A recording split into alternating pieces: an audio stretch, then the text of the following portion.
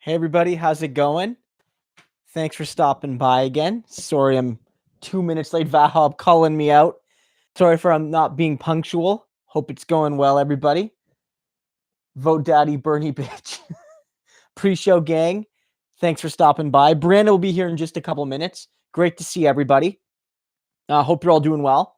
Hope you're enjoying the post-Halloween. Now we're in the sort of holiday chain for those Americans. We have this sort of move in Canada, at least, where it goes, Halloween, and then we jump into Remembrance Day. And then as soon as that's done, it's basically nonstop Christmas from like November 11th or 12th until Christmas. And really, Christmas has already started. So hopefully you guys are enjoying that holiday.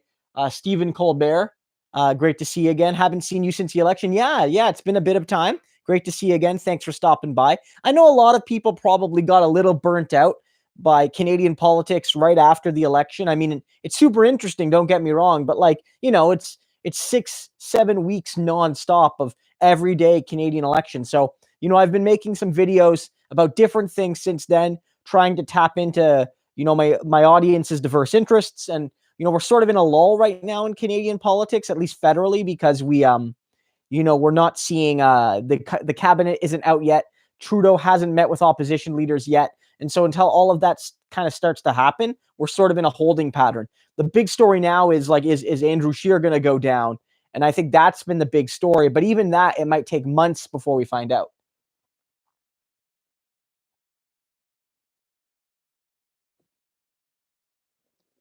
Yeah, Stephen, I don't think he's going to go down now.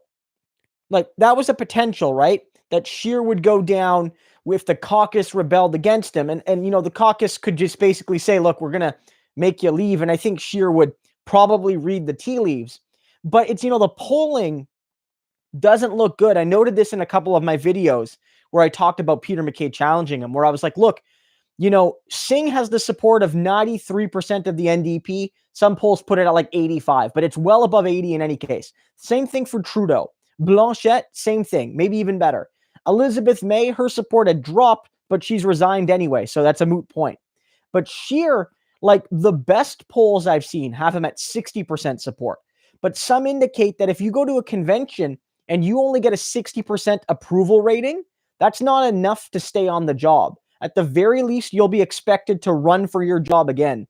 And there was a poll out just today from Angus Reid that showed Trudeau and Singh both with heavy support from their party.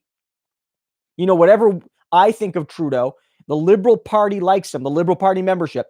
But Scheer, it's 50-50. 42% want him gone, 41 want him to stay. And, about 17-18% of people haven't decided yet. If that's anywhere close to that, Scheer is 100% done. If the party actually votes like that, Scheer is done. He's cooked. The only way Scheer survives is if nobody puts their name forward or nobody is seen as likely to put their name forward that's deemed a credible alternative. People will stick with him because, they need a leader. And in a minority, it's hard to make a switch. But if Peter McKay actually starts to let it be known that he's actually going to run, I think Scheer's done.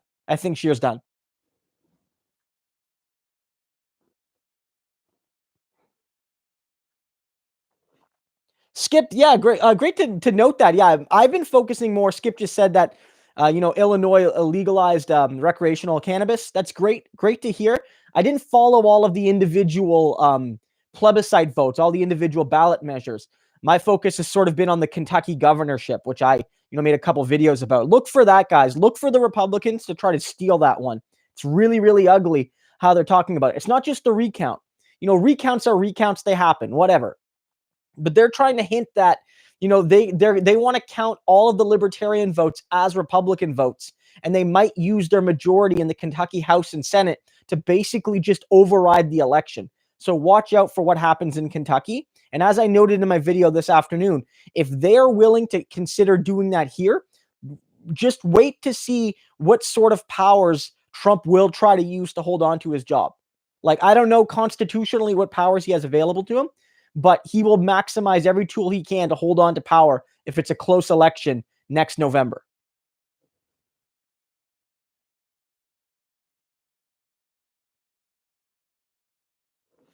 Oh man, that sucks about South Carolina. Sorry about that vote for. That really sucks, man. That's awful.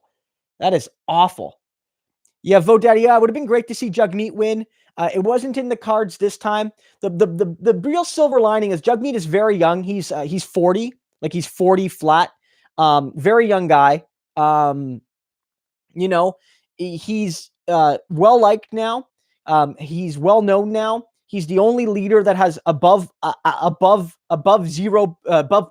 He's the only leader with positive approval ratings among the party leaders that remain, at least. And so all of that's very much a positive. And so I think that Singh will have a real opportunity to build a national profile and become more credible to people. And I think in Quebec, which again, I was very disappointed that it did seem like the turban played more of an issue than we'd hoped. It really did. On the other hand, I think that if Singh runs again, and I have no doubt that he's going to survive the leadership. Very, very few NDPers I've spoke to actually want to see him go down. But I think that the next time around, those people who just weren't ready to vote for someone like Jagmeet Singh will be at least a little bit more ready to do it. And I think that's going to be crucial in the next election. And there's been a lot of great MPs elected, like Matthew Green, Mumila Kakak, there's, Leah Gazan. There's so many great new voices, some great returning voices. It's great.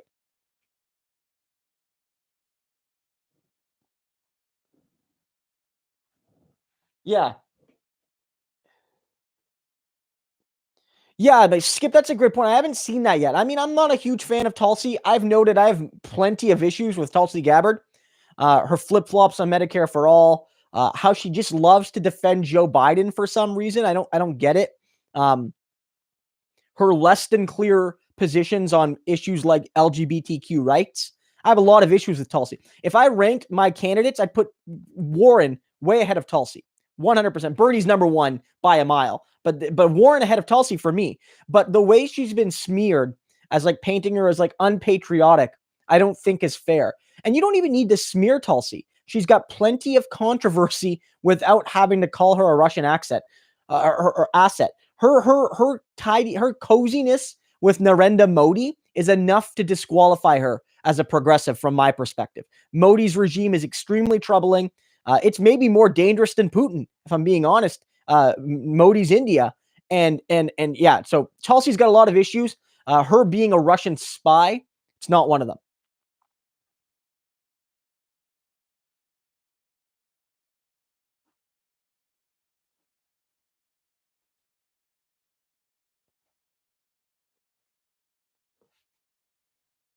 I mean, those shows are always hard, right? I mean, Joy Behar is very interesting. She was a Bernie supporter before, but now she's like, I don't understand the View. And I'm not a big viewer of the View. Like, what I know about the View is that most of the women, except for Meghan McCain, I think are all Democrats in a general sense, but none of them are particularly left wing.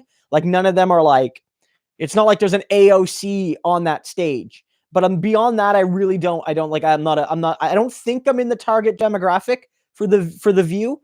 But I see clips every now and then.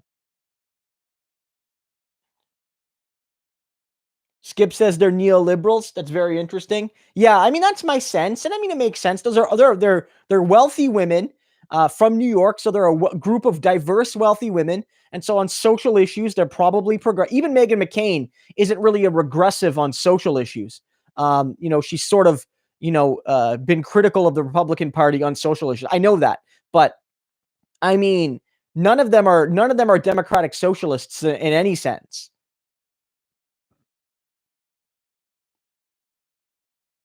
Omar's endorsed. Yeah, Omar and Talib and AOC endorsing Bernie. Fantastic to see. Fully deserved. It fits their politics. Bernie's had their back. They've had Bernie's back. I think it's absolutely great to see. I expected AOC to endorse Bernie, but I was wondering if she was feeling some pressure because Warren, again, I don't think Warren and Sanders are on the same level of progressivism, but Warren is, again, if Bernie didn't exist, Warren would be the most left-wing Democratic, serious Democratic challenger in a generation or two.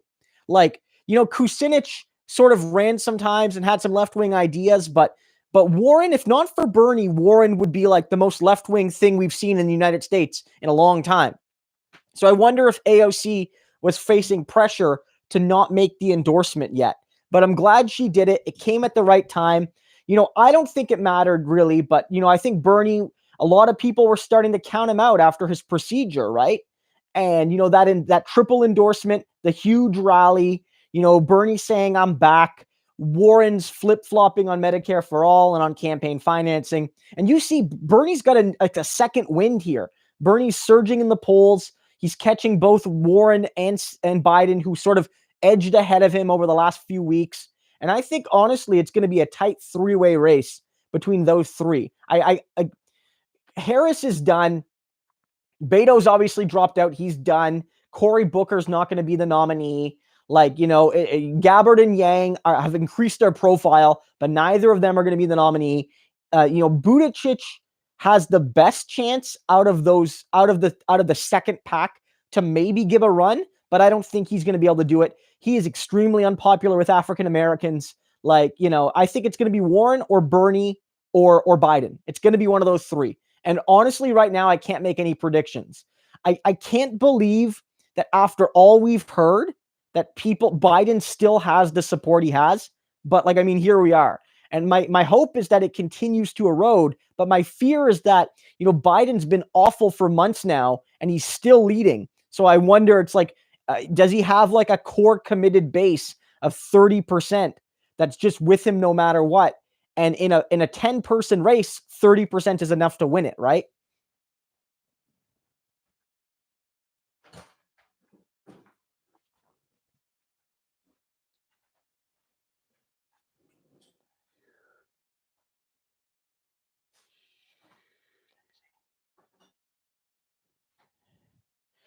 Boy, man, you asked pursuing political journalism.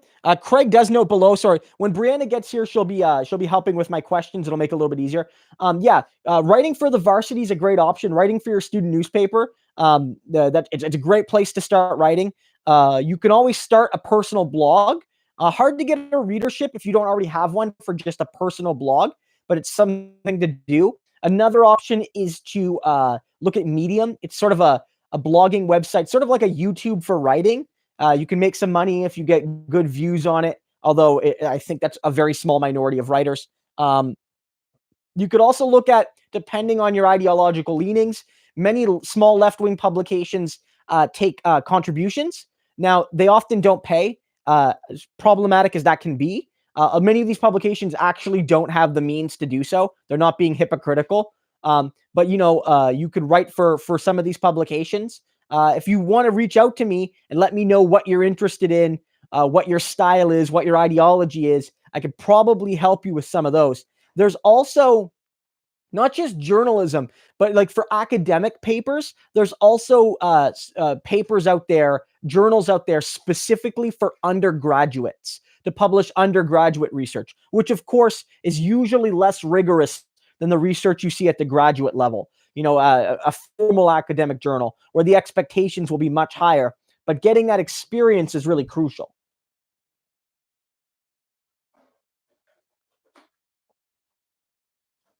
Watson, about the UAW contract, I actually haven't seen it yet. I want to read into it more. Certainly here in Canada, Unifor has been under a lot of controversy over recent years for taking contracts that have been deemed by workers to be less than ideal. For instance, in Oshawa, in Southern Ontario, a couple of years ago, they took a 2-tier contract, which is to say that they basically sold out future hires to cap the sorts of wages and benefits they could get to protect current members, which is not good for solidarity.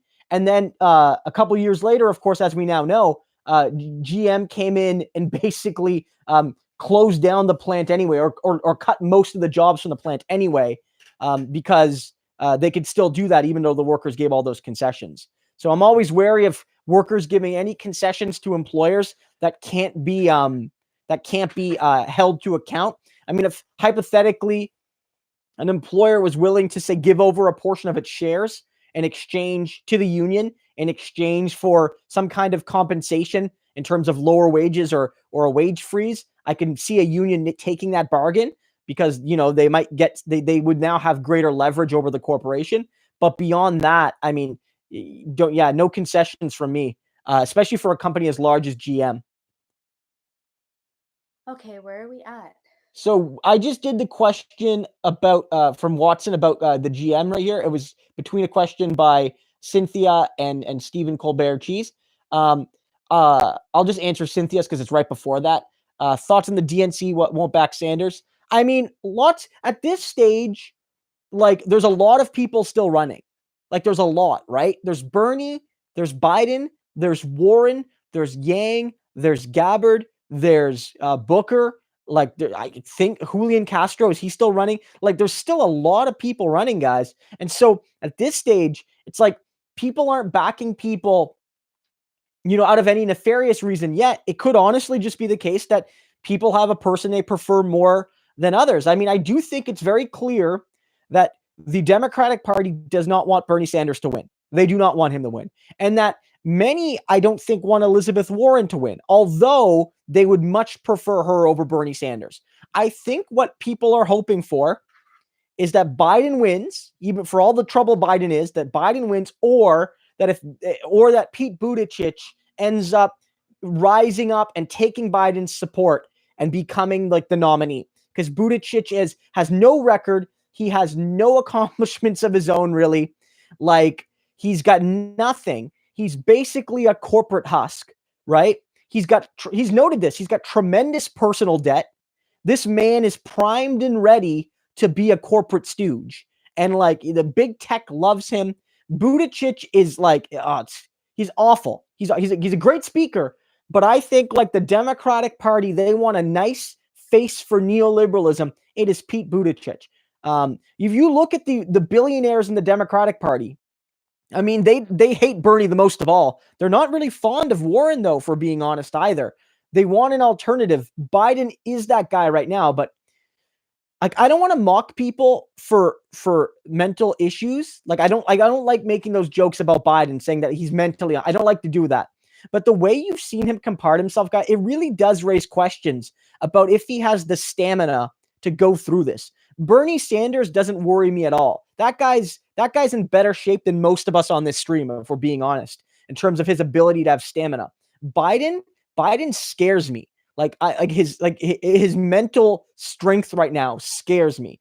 And I wonder if the neoliberals are like, look, like maybe we need to get Pete Buttigieg over the hump so he can become the neoliberal alternative to the sort of the center left Warren and the, more democratic socialist Sanders.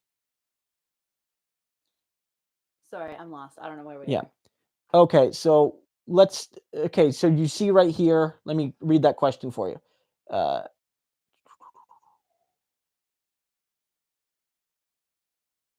Somebody says Pete Buttigieg is like the Trudeau of the U.S. That's not even fair to Trudeau.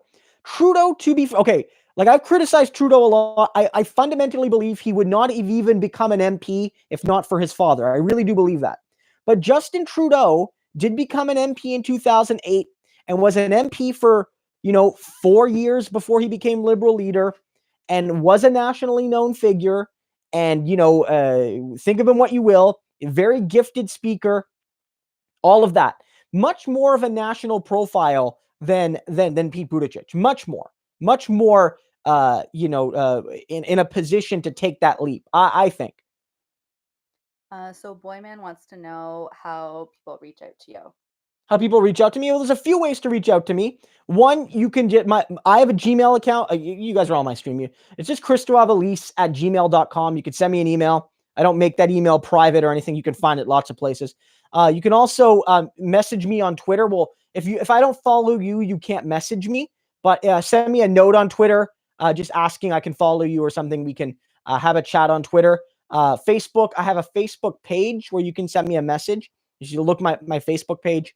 Those are all ways. If you're a patron of mine, sign up for Patreon. One of the perks is you can send me a Patreon message. You can do that. And those are the best ways. You can put YouTube comments. I do read them all, but it might not be the best place for me to have a kind of discussion with you. So those are the best ways to reach out for me. A couple things people always want me to mention, hit the like button on the video, guys, if you're watching this. It helps more people to see it, brings more people to the stream. Also, one thing, I don't know if you guys have done this. If you're one of my regular viewers, you might not have done this, but if you look next to the subscribe button, there's a little bell. If you haven't clicked that bell, do click it, because what that does is it means that whenever I post a video, you get a direct notification. And it's much more important to click that than it is even to click subscribe, because, the subscribe model on YouTube has become less important without the bell. So click that bell, really helps for you to see my content. And one of the things YouTube looks to use when they decide to say how much we want to show this content to people is how much initial views does it get. And so that bell's a really good option for that. Also, one thing, I want to know what you guys think. If anybody's noticed the new lighting, you can't see it from here, but I purchased a new tripod with a ring light around it. And so I think it's improved the lighting quality. But if you guys think it's still, if it's too bright, not bright enough, let us know in the comments. Yeah, so you did move the camera, so my head was just in the frame for like a good solid 5 minutes. Oh, sorry. Yeah. Worth it. Worth it. Anyway, okay. Drew M says, Christo, what's your opinion on Kenny floating an Alberta provincial pension plan? I mean, I see what Kenny's trying to do, which is to sort of, like, because Kenny can't back Wexit. Like, he can't go and say, like, I support Wexit. Like, he needs Wexit because Wexit is a key movement for him, because it basically protects him from any of his own failures. Because let's be real, the same challenges that faced Rachel Notley, like the oil prices, getting that oil to market, all of those things are going to be the same challenges Jason Kenney faces. And odds are, in some ways, he's going to fail to meet the expectations of Albertans, because I really don't think those boom days are coming back. Things might get better, like a little bit, but those days, like those days in the early like when I was like finishing high school, like I knew so many guys that were going out to Alberta or knew they were, or wanted to, because of how booming the Alberta economy was in like the 2000s. I don't think we're ever going back there. And if people expect that, then maybe they're going to sour on Kenny pretty quickly. So Kenny needs to have this like angry Alberta movement, which is angry at environmentalists, and it's angry at the NDP, and it's angry at Trudeau, or just the federal government broadly defined, and is not at all angry at the person most responsible for Alberta, which is the Premier of Alberta. And so he needs that, but he can't actually say, I support Wexit, because that's like a bridge too far. Like, people aren't ready for that. And so he needs to try to back some of these Quebec-style programs. And so Quebec has the QPP, which is distinct from the Canadian pension plan. If you look on your taxes, it'll say CPP/QPP, and that QPP is for the people who live in Quebec. I mean, I don't know if he's serious. I think right now, mostly it's political posturing from Alberta. They don't have a lot of leverage, and I don't know, but I do think that it's an interesting move. There's certainly some discontent in Alberta, but I feel like it's perhaps being overblown. Look, we've seen like Wexit is something of a thing, but much like how the United We Roll got days of national coverage, even though it was only a couple hundred people, and a 500,000 person climate strike in Montreal got far less coverage than like 200 guys in trucks. Wexit is not nearly the sort of movement that should be getting the attention it does, and yet for whatever reason it is, and I think it's because it serves the interests of the oil industry and of the conservative movement in the West, because it deflects against any of their own failings. While the oil industry has historically and contemporarily, figuratively and literally sucked Alberta dry, the reality is that like as long as they're mad at Trudeau and Notley and whoever else, Jagmeet Singh, then they're not mad at the people who actually have the levers of power in their province. Okay. Well, what would be the downside of having a provincial pension plan, though? Well, I mean, the Brianna says like, what would be the downside of having a provincial pension plan? Wouldn't you then have CPP and a provincial pension plan? No, it's usually as yeah. It's you. Well, you could, I guess, have both, but I mean, one could argue that it would dilute the value of the CPP. There's a whole bunch of different factors there. Does the Quebec plan dilute the value of the CPP? QPP? Well, I think the Quebec plan, and correct me if I'm wrong, guys, I think the Quebec plan is in lieu, so people in Quebec don't contribute to the CPP, they contribute to the QPP. So much like how, in certain industries right now, they're moving towards pension consolidation, it's odd that you're moving towards pension decentralization at a federal level. That's very odd. You want to pool your risk, right? The bigger the pension pool, the better it is generally. Alberta, I think, is making an argument that its demography is different. I think they're a younger province, I think they're saying, but I don't see this as a wise move. Alberta is the fourth biggest province, but they still have quite a few people less than Quebec. And as we've seen, Alberta's economy is extremely one note. They are still the wealthiest province in the country per capita by far. By far, they are the wealthiest province, which is why I think a lot of people are like, Alberta, look, we get it. The oil decline is not easy to deal with, but a lot of people don't have sympathy for Alberta because it's not like they're PEI or like, the other maritime provinces in terms of poverty. They're still the wealthiest province. But, they are a smaller province, and I wonder if it would be a wise idea to have a pension plan. You'd think that it'd be much better to be part of a Canadian plan so that if the Alberta economy tanks, and you don't want it affecting the general health of your pension plan and of your economy. Okay, Aidan Blum says, is there any idea on where the next NDP convention is going to be held? I've heard something sort of in Vancouver. Yeah, no, we there was a rumor floating around that we just did basically Eastern Central Canada, so Vancouver is the next one. Yeah, there's a few reasons why it would be in Vancouver or Victoria or like Southern BC. One, the last few have been, there was one in the West in Edmonton, which was in the seat of an NDP government. Then we did one in Ottawa, just the 2018. And so it makes sense that because we haven't done BC in a couple rounds, and that's where Jagmeet is roughly from, which is that kind of Burnaby area, that Southern BC area, and it is the where an NDP government is sitting, that it makes a lot of sense to put it there. And I think tactically, and I don't think this is needed because Jagmeet's more popular now than he ever has been as NDP leader, I would say. The party, I think he's made the party his own party now. But, if it was tactical, Jagmeet would want to pick a city where he is relatively popular to ensure that his vote was strong. He wouldn't put his leadership race in, say, Montreal. He would be more likely to put it in Vancouver or Toronto. That would be my view. Although I don't think that's even in the top 5 lists of reasons. I think the biggest reasons are Vancouver, big city, can hold the conference. 2, we haven't been there in a little bit. 3, sitting NDP government. 4 is, where a lot of NDP MPs are. But we don't. Is that a confirm though? No, it's not. Yeah. So I don't know. That maybe I'm wrong. Maybe it's gonna be in Toronto again. But I don't know. I think it's going out west. Okay. Yeah. Sin Historia says, Christo, do you think it's worthwhile to have more parties in municipal politics, like in Vancouver and Montreal? Would it help non-incumbents and be a shortcut for voters to understand positions? Yeah. Yeah. I mean, you're right, because different provinces have different structures. In Ontario, for those who are not from those who are from BC, we don't have political parties in most eastern cities at the municipal level. Like here in Ontario, no one runs as a party. I don't even know if it's allowed.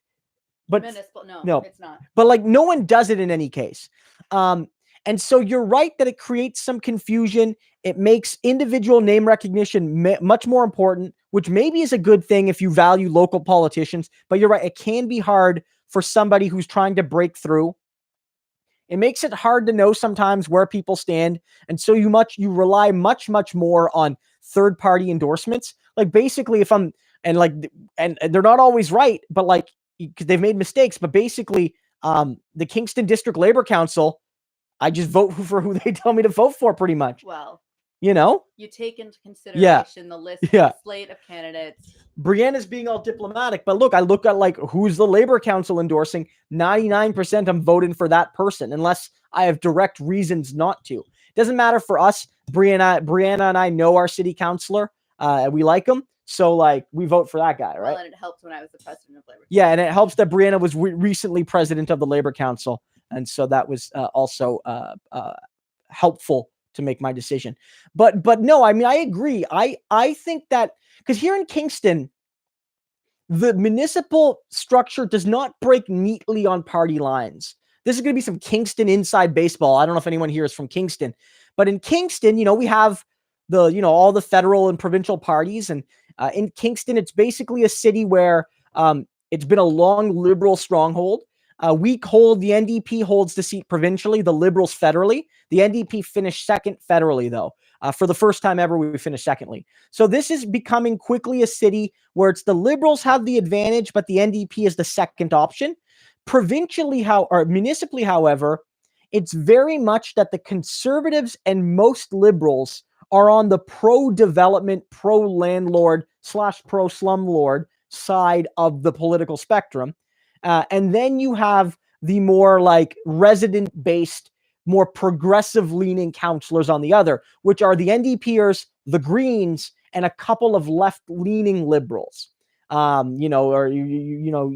are the city council Liberals. Yeah, and so it's mostly Liberal conservative versus left Liberal to the very left, and that's our city council ideology. And now it's not strictly party based. So, for instance, Sin Historia graduated from Regi. Oh, that's exciting! Yeah, That's cool. Yeah. For example, the progressive wing of the Kingston City Council is 4 NDPers, 4.5, like somebody who used to be affiliated to the NDP, but it's still kind of, but they're not in it. The NDP in Kingston, we have a policy where we only endorse NDP members who we like. So we endorse. We're not just going to automatically endorse an NDP member, but it's to say we by design do not endorse non-NDPers. They must be a party member. They must be a party member in good standing for us to consider endorsing them. And so we have 4 city councillors there. Then we have the former Green candidate from the 2018 provincial election, who is now a city councillor, and he generally votes with us on most things. So that's our municipal politics. In general, I would agree that some element of parties would make things a lot clearer. And because it doesn't break neatly down in the party lines on every vote, but there basically is 2 sort of meta parties in Kingston politics. So I would agree that municipal politics would be good. And it also helps because in municipal politics, starting in the next municipal election here in Kingston, we're doing ranked ballot. Now, I don't like ranked ballot when we're talking about multi-election, multi-race elections, like electing an entire legislature or parliament. And even for electing a city council, it's probably not the best tool. But because there's no parties, because there's no formalized slates, there's no mechanism to redistribute votes. So the ranked ballot is the best we can have, but it's still imperfect. So with a party system, you could have proportional representation even at the municipal level, which would be, I think, a good touch. So, I'm happy we have ranked ballot here municipally. In a non-party system, it's the best voting system you can have. Okay. Skip07UA asks you are considered for running for office, so just I've noted this before. I've considered considering it. I've never formally sat down and said I'm thinking about running. I'm gonna get my vetting papers, gonna talk to people about the do's and don'ts, the pitfalls and opportunities. Haven't done any of that yet. The truth is, I told you no. Yeah, Brianna doesn't want me to run for a whole variety of reasons. One, she's probably right in saying that one of the things I like least about politics is going knocking on doors. I hate knocking on doors. Don't mind making the phone calls. Hate knocking on doors. That's the thing you do most as a candidate. And so I'm not really good at that. Brianna also, again, I've noted this, hates when people make fun of me on the internet. And if I ran for office, I would get made fun of a ton, especially if I ended up winning. So she doesn't like that. So be nice to me because Brianna will bully you. She will get you. Stop. But beyond all that, it's just not the right time in my life right now. But if I do run, it'll likely be at the federal or provincial level, and it will certainly be for the NDP. But not at this point in my life. Actually, Craig Adolph is roasting you right now. He says you can always reach me by carrier pigeon. So I think that what we should actually do is I need a side chat with the regulars, and all we do is roast you throughout the entire stream. No, I don't like that. I think that's a great idea. I don't like Shane that. Barretto says, I only started reading about our lead issue. It seems quite widespread. Do you think there will be a federal response? It's an interesting question. So for those who don't know, the Toronto Star, which is one of Canada's biggest newspapers, it's not just a Toronto paper, it's a national paper in a sense, did an expose showing that many Canadian cities, coast to coast, have lead issues that are comparable or worse to those in Flint, Michigan. Now, of course, the Flint, Michigan water issue isn't solely based on lead. It's also based on poor treatment and things like that. So I don't want to say that like Canada's got 40 Flints. We do have a lot of Flints. They're mostly all in Indigenous communities. But Canada, some of Canada's major cities have major lead issues. And for whatever reason, they haven't been spotlighted a lot. And so I think that there's going to be increased scrutiny about the water quality in some of Canada's cities. And it will be interesting to see the response. The costs to fix a lot of this could be very pricey. But as Jagmeet Singh noted during the election, if we found out that there were water issues in Toronto, we'd be much more likely to fix them and much less likely to whine about the cost than when it affects Indigenous people, when all of a sudden clean water is just too much of a blank check. So if like, it will be interesting to see if this is affecting upper middle class Caucasian people, that the problem might get solved a bit faster than if it was affecting Indigenous people in isolated communities. Who knows though? Okay, my apologies. I missed a question earlier from Astral Frost. That's okay. We'll get to it. Yeah. In advocating for a Labour government, how do you think we should address the concerns regarding anti-Semitism in Labour, particularly as it relates to Jeremy Corbyn? And he's clarified that he doesn't consider legitimate criticism of Israel to be anti-Semitic. I don't think Jeremy Corbyn is an anti-Semite, even with that caveat. I just don't. And there was a House of Commons report which has made it very clear that the Labour Party has no more instances of anti-Semitism than any other party. That's it. This is okay. This is fake news. I really have to say that, especially with it is with Corbyn. It's largely fake news, and it's largely a coordinated media effort. And the media in Britain is far worse than American and Canadian media is in terms of its right-wing, like sensationalist fake news bias. The Labour Party does not have a fundamental issue with anti-Semitism. And if anything, you know, this concern about Labour and anti-Semitism is, one, not real, but it obscures the fact that many other parties in Britain, like the Conservative Party and UKIP and Brexit, have deep flaws when it comes to Islamophobia and also in some cases anti-Semitism. So it's like, this is a smear against Corbyn. It's a smear against Corbyn, just like it's a smear against Joel Harden here in Ontario. I don't have time for it. I don't have time for it.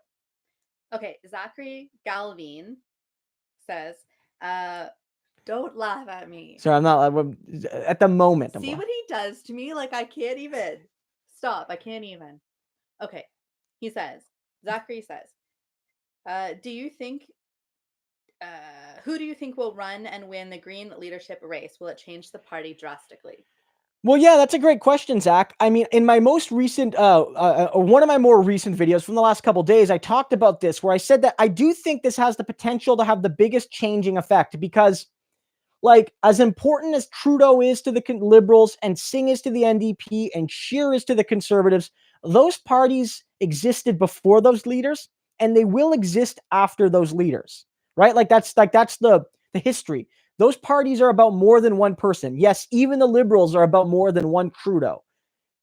But the Greens are a bit different. Sure, the Greens existed before Elizabeth May, but they were effectively nothing. I mean, yeah, when she became leader, they basically got about the same percentage of votes they get now, but they never won a seat before. And now with Elizabeth May, they have 3 seats. And there's a whole bunch of Green seats in BC. There's 1 in Ontario, or there's 3 in BC, 1 in Ontario, 3 in New Brunswick. Like, they're official opposition in PEI, and now they have a federal seat outside of the southern BC bubble. That's good, right? But it does now mean that Elizabeth May, the only Green Party leader to ever lead the party when people cared about the Green Party, is leaving. It leaves a whole big, shoes to fill. Now, the question is, which route do they go? And I feel they have 2 routes to go. They can continue on Elizabeth May's center-right eco-capitalist route, basically putting her, on some issues to the left of the Liberals, on some issues to the right of the Liberals. Or they can adopt a more eco-socialist route, which would put them somewhere closer to the, I don't think they'll match the NDP on leftism, but say closer to the NDP than they are to the Liberals. And I feel like that's an option they could take. And for those who do want to see Green NDP cooperation, we can have that debate. I've made a video a few months ago where I said I don't want an NDP Green merger, but I don't. That's with the Green Party as it exists right now. But if a left-wing person was to bring the Green Party to the left, then maybe we could have renewed talks in the next couple of years about a Green NDP merger or a Green NDP pact to not run candidates against one another, and so on and so forth. And I think that if they pick someone like Alex Tyrell from the Quebec Greens, he might be more willing to run them to the left. If they go with somebody from like the party establishment, or if they pick Jody Wilson-Raybould, who I'm not saying that's likely, but I'm saying that I wouldn't be shocked if Jody Wilson-Raybould tried to become the next leader of the Green Party. And if she runs, I think they'll pick her. And I think then they'll go down their more traditional center-right route. Because Wilson-Raybould, although I respect deeply what she did in standing up to Justin Trudeau and his corruption, is not really a left-winger. Like, she wasn't really a left-winger within Trudeau's caucus. And so I think like those are the two routes. Who they end up picking, who knows, right? Who knows? I mean, the MPs would have a good chance, I think. The MPs would have a good chance of getting a shot, but maybe Alex Tyrell could make a convincing case that the Greens need to go in a left direction, and he could find some success. Paul Manley, might try to take them in that direction as well. Although, who knows, right? But I think this is obviously a mass, like, without hyperbole, the right pick, the right person who does a good job could send the Greens to party status in the next election or two. But the wrong pick could literally end the Green Party federally. It could destroy the entire party. It really is, like, it's all up for grabs right now.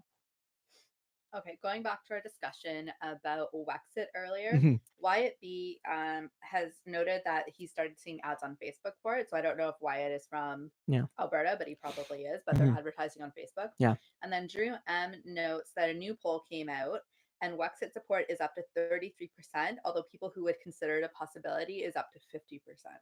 Yeah, I mean, I have seen that polling. It is just one poll, and I did a radio interview on CHML 900 in Hamilton, which is one of my regular mainstream media appearances, where we talked about that data and what it means. I'm still not convinced Wexit is 100% a thing. And if it is, like, I'd need to read the polling question again, but not just the question, but I'd have to be in the minds of people who are talking about it. When people say I support Wexit right now, I don't know if all of them or even most of them are actually willing to go to the conclusion of a Republic of Alberta distinct from Canada. And what most of them are saying when they say they support Wexit is, I'm mad at the federal government for any variety of reasons, and I want something to change. And on some of those issues, maybe I'd have sympathy. On others, again, I think Alberta's a bit of a whiny pants sometimes, right? But on the whole, I do think there is some dissatisfaction in Alberta, but I don't know if 33% of Albertans legitimately right now want to hoist up and build a border wall between Canada and fund its own military and actually have to deal with the fact that the majority of land in Alberta is Indigenous land. It's not Albertan land, right? Like, they would have to re-enter negotiate. None of them want to deal with the actual consequences on the ground yet. In terms of the ad money, that doesn't surprise me. There's definitely some Ontario proud type shadow money happening here. Whether it's business people or whether it's the oil industry or whether it's any number of groups that feel like they can score political points by having Wexit become a national movement. I could definitely see why this is spreading. Yeah, 100%. That doesn't surprise me at all. Well, why it did confirm that he is from Alberta. Yeah. And I mean, I'm sure that, and we've been seeing lots of Wexit stuff out here. It's getting like, I'm not saying it's not a thing, but I'm saying that, like, it's getting way more attention than it should in the rest of Canada. It really is. Okay. Sin Historia says, what's your reaction to Scheer staying in? I mean, it's his right. And I mean, it doesn't surprise me that he's trying to fight on. Scheer's a young guy. He's only had one election. He feels like he still has more to give. 2, Scheer did win the popular vote. Now, again, popular vote in Canada, because we have a broken system, doesn't mean as much as it should, right? Like, it doesn't matter that Scheer did get more votes than Trudeau did by a decent amount, over 1%, almost 2%. So Scheer can say, look, I grew seats. I won the popular vote. I helped reduce Justin Trudeau to a minority. I deserve another chance. I don't know if I agree with him. Like, I mean, I'm not a conservative, so it's not really my place to make a decision. But I could see how Scheer and those who like Scheer feel he has a rationale to stay on. On the other hand, people could say, look, Trudeau is a deeply flawed candidate. You know, you blew a winnable election. You won the popular vote, but you ran up the score in areas we already won. You couldn't get the vote where we need it. And we don't feel like you're the guy who can win it. Because some people might actually be against Scheer and not actually be against Scheer personally, or even as a politician. But they might think that with the demography as it is right now, a Western Canadian right winger can't win the big one right now, that they need to pick somebody more moderate or somebody from the East. And so if it's less that, it might even be that, like, look, we like Scheer, we want him to be prime minister, but we need somebody who isn't Scheer or like Scheer to win, to beat Trudeau in 2021 or whenever the next, we don't know because it's a minority. Say 2021, that's a good guess. And about 18 to 24 months, there might be another election. We need somebody to beat Trudeau then. And so whether it's Peter McKay or whether they need a woman to balance out the fact that women are increasingly reluctant to vote for the Conservative Party, like, these are discussions that'll be happening. And so I think that he could very well end up going down at the convention, but I'm not surprised that he isn't quitting. And I'm not surprised that the caucus isn't blatantly forcing him out, or at least it doesn't look like they are. Okay, follow-up question from Jonathan Castles. No. Today, the Conservative caucus decided not to give itself the power to initiate a leadership review under the Chong rules. No. Do you think party leaders should be chosen by members or MPs and caucus? Yeah, like, okay, so for those who don't know, Michael Chong is a Conservative MP who put a Reform Act ahead that wouldn't be binding on the parties, because you can't do that, but would basically ask parties at the beginning of a new term to agree to 4 principles that would basically give the caucus more power in relationship to the leader and, the core leadership team. And one of those powers is that it would give the caucus the right in a formalized process to basically depose a leader.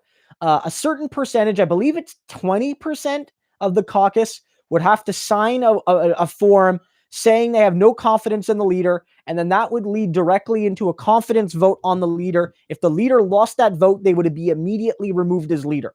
This is something like, they have something like this in Britain, and they have something like this in Australia. And while I'm sympathetic to some of the goals that Chong had, I'm concerned because the Conservative caucus is not the Conservative Party. The members should predominantly be supreme. So in terms of their formal ability, the absolute formal ability of the party to force out a leader because 30 people in a room or 40 people in a room feel like they can't serve anymore, I don't know if I agree with that. I'm not sure, because I think, like, if the people who decide Scheer's fate are the people in that convention next time he faces a leadership review, the rank and file of the Conservative Party of Canada, that's who should fundamentally decide it.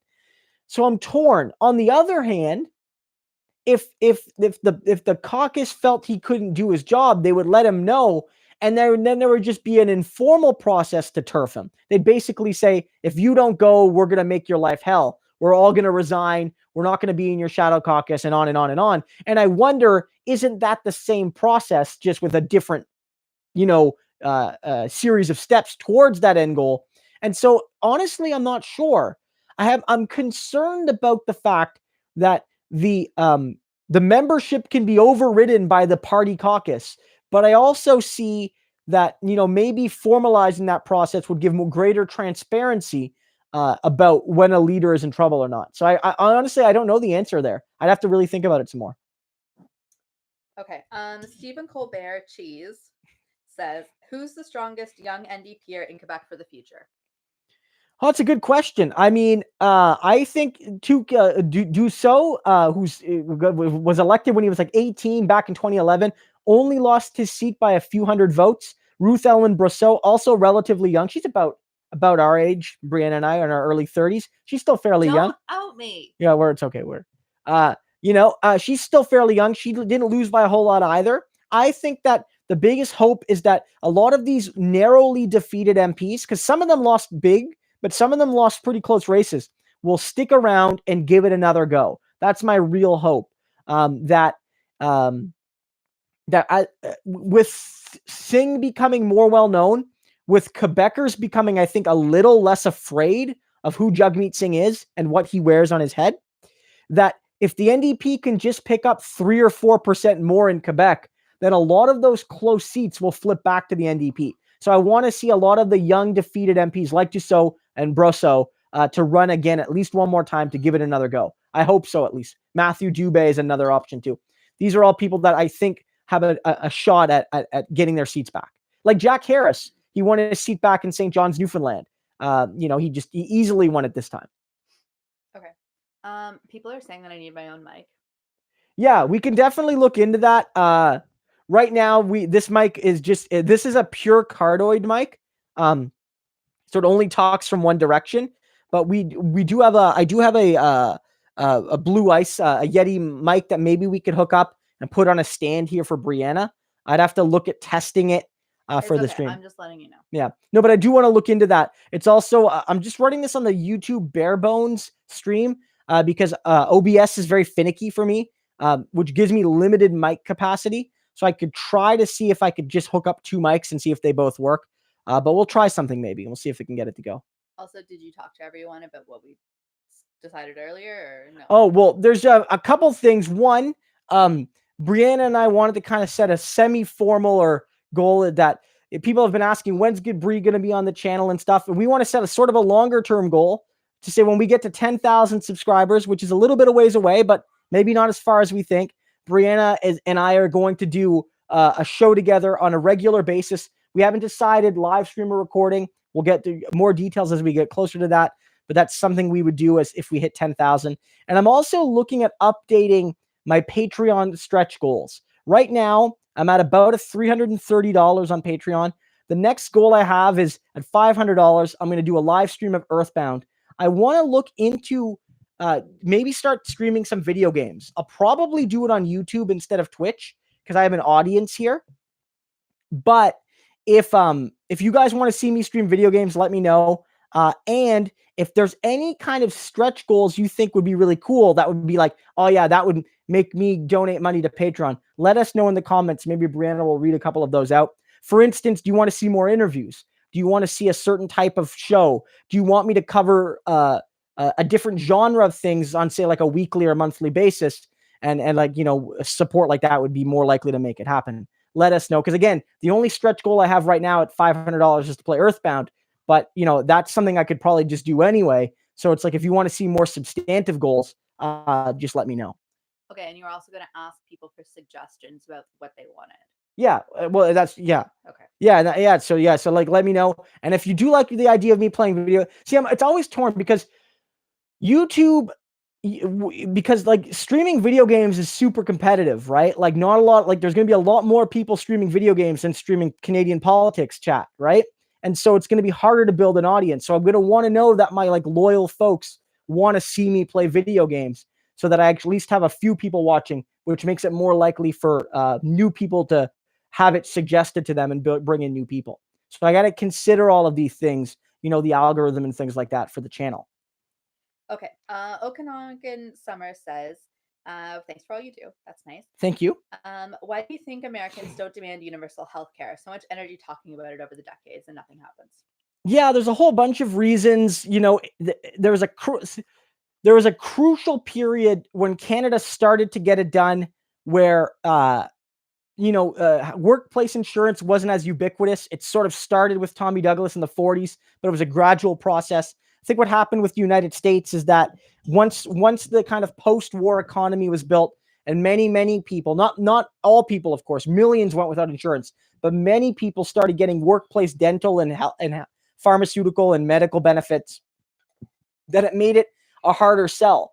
That, like, some people already thought they had enough benefits, and it made it very much a hard sell to middle class people who had benefits at work to get these things, even if it was better for the economy, even if it was better for the people, even if it was better, of course, for those who were unfortunate enough to not have workplace benefits. It no longer was seen as this universal crusade, but rather a special interest for the poor and uninsured. And especially, we have to look at the context. Those people were much more likely to be racialized. So the white middle class unionized worker or white collar worker didn't need healthcare or didn't think they needed it. Now, in our own times, it's become more popular because increasingly more and more people lack the benefits they need at work to cover them because of growing precarity, lower union density, more contract work. And so the demand for universal healthcare is much more popular now than it was at a relative time of prosperity and equality in American history, where most people, I don't know about most, but a significant portion of regular working people had the benefits they needed covered by their workplace. Is that the end? Yeah. Okay. I think that's a big reason.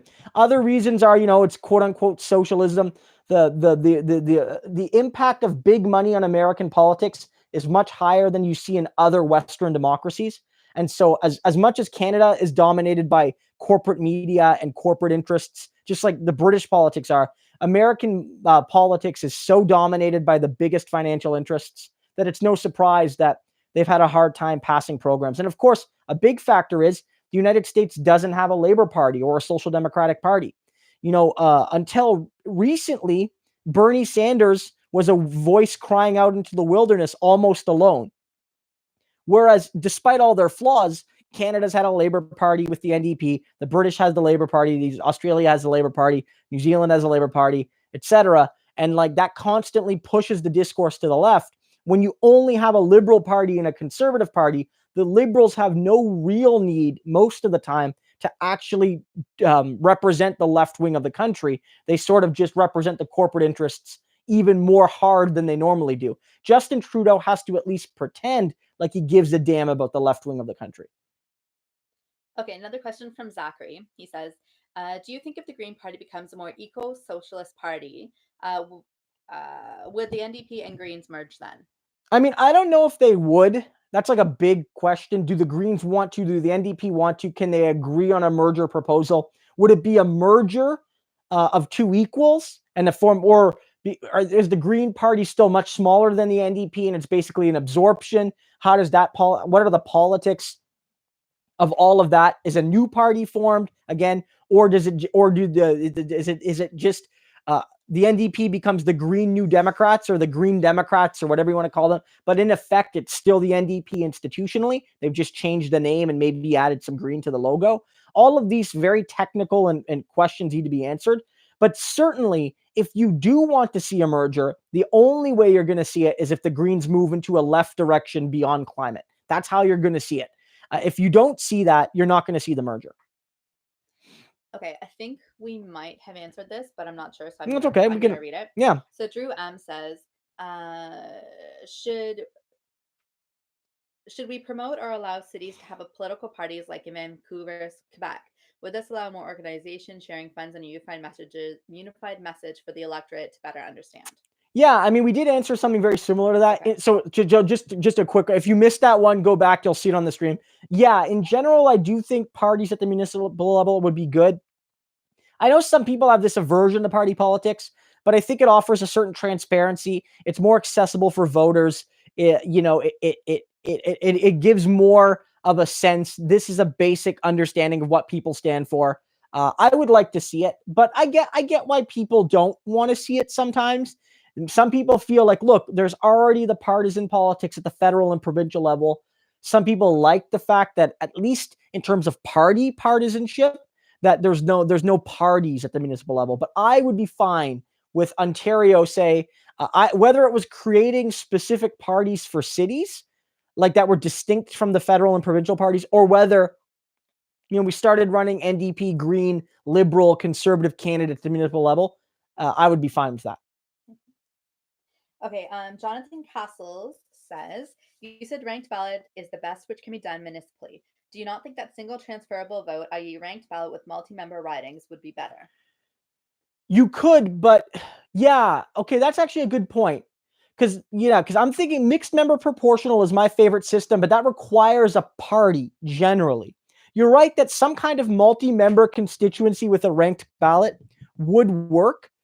One of the challenges with municipal politics, though, when you grow the ridings, this is a concern in Kingston, is that you make it less accessible. In federal and provincial politics, I don't think it really matters. There's party infrastructure there. The parties that have viability to win the seat could win the seat if the riding was just a little bit bigger. But there's always been this debate in Kingston about maybe making the city at large. Like Vancouver's elections are at large, right? But in Kingston, we have the ward system. We have 12 wards and the mayor. Is it 12 in the mayor or 11 in the mayor? I think it's 11 in the mayor. Yeah, 11 in the mayor. No, I think it's 12. I think it's an odd number. Is it? I think. I don't know. We have about a dozen or so council seats, and then the mayor. The mayor's elected at large, like citywide, and then the other ones are in wards of roughly equal population. So the wards downtown are just a few square blocks in some cases. The wards in the suburb area are rather large. But one of the concerns about having bigger constituencies at the municipal level is that it very, very much favors moneyed candidates. Municipal campaigns, especially, have no party infrastructure here in Ontario, and they rely on a very small core team of volunteers. And there's a concern that if you take away the ward system, you very much privilege those sorts of people that can afford, billboards and radio ads and all those sorts of things to reach a mass audience.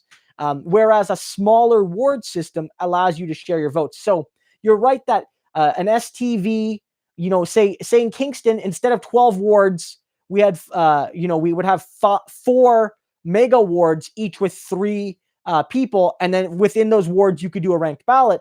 That would hypothetically allow for some proportionality in a sense, but it also could make it harder for a lot of candidates who don't have a lot of money, who would generally be maybe candidates fighting for marginalized people, for tenants more than landlords, would make it harder for them to earn those votes over a bigger geographic space. So I'm not sure, but yeah, that's a good point. You could do some kind of STV thing, but it's still not quite as easy because the party structure is not as clear. And so it's similar to what we would have now, I would say. The party structure gives a much greater ability to do proportional allocation. Okay, Off-Grid Wannabe wants to know if I have my labor college. So no, I've never been to Off-Grid. I don't have labor college, but I have I'm part of the Steelworkers, United Steelworkers, and they have a leadership program. So I've finished my leadership program. I've considered the labor college, but I just never really had the time to do it. But it's something I might want to look into. If you've been and you have any suggestions, let me know.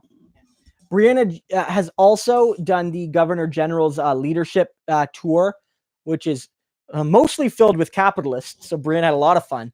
But it's basically young achievers of various fields who go to a specific part of the country and learn about the economy and all of that, which is a very exclusive group. So Brianna has a whole bunch of great stories, which is why when we get to 10,000 subscribers, the show we do together is going to be fantastic. God, okay. Yeah. All right, so Eden Blum, I think we've answered part of this question, but I don't think we've answered the other part. So he says, I'm wondering what your thoughts are surrounding Michael Chon's motion, giving more power to individual MPs and caucuses in general. So I think we covered that. But then he says, does it raise any good ideas for the NDP in your opinion? Yeah, I mean, so Chong's general idea that you want to empower the caucus over the leader and their cabal of unelected staff, I see some value in that. I do. But then earlier we had a discussion of, one of Chong's provisions is that the caucus gives itself the ability to effectively vote out the current leader. But the current leader is chosen democratically by the membership of that party. So I'm very concerned that the leadership could try to vote him out. It's like what the right wingers in Labor tried to do to Corbyn by you bringing the caucus against the overwhelming will of the Labour Party membership. So a group of predominantly, neoliberal elite Labour MPs, some of whom are where they are because of their parent status, basically tried to stage a coup against the democratic will of the Labour Party's hundreds of thousands of members. I don't like that. But then again, on the other hand, as we spoke about, parties will put that pressure on anyway if they want a leader to go. So isn't it better to formalize it so people know about it if it's happening? So that's a kind of question. So in general, I like that idea of strengthening caucuses over leadership to some degree, but I don't agree necessarily with the provisions that effectively allow the caucus to be a full stand-in for the democratic will of the membership. And I'm not sure about that. Okay, sorry, I'm just sorting through the questions. Justin Frederick is considering giving up his Liberal membership, and he's wondering if he can register as an independent. I don't know if you can register as an independent. I don't know if that's a thing in Canada.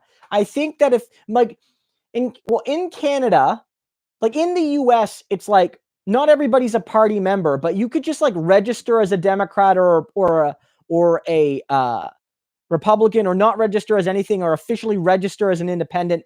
But in Canada, the vast majority of people will never, ever in their lives have a party membership to any party. So there's not really registering as an independent.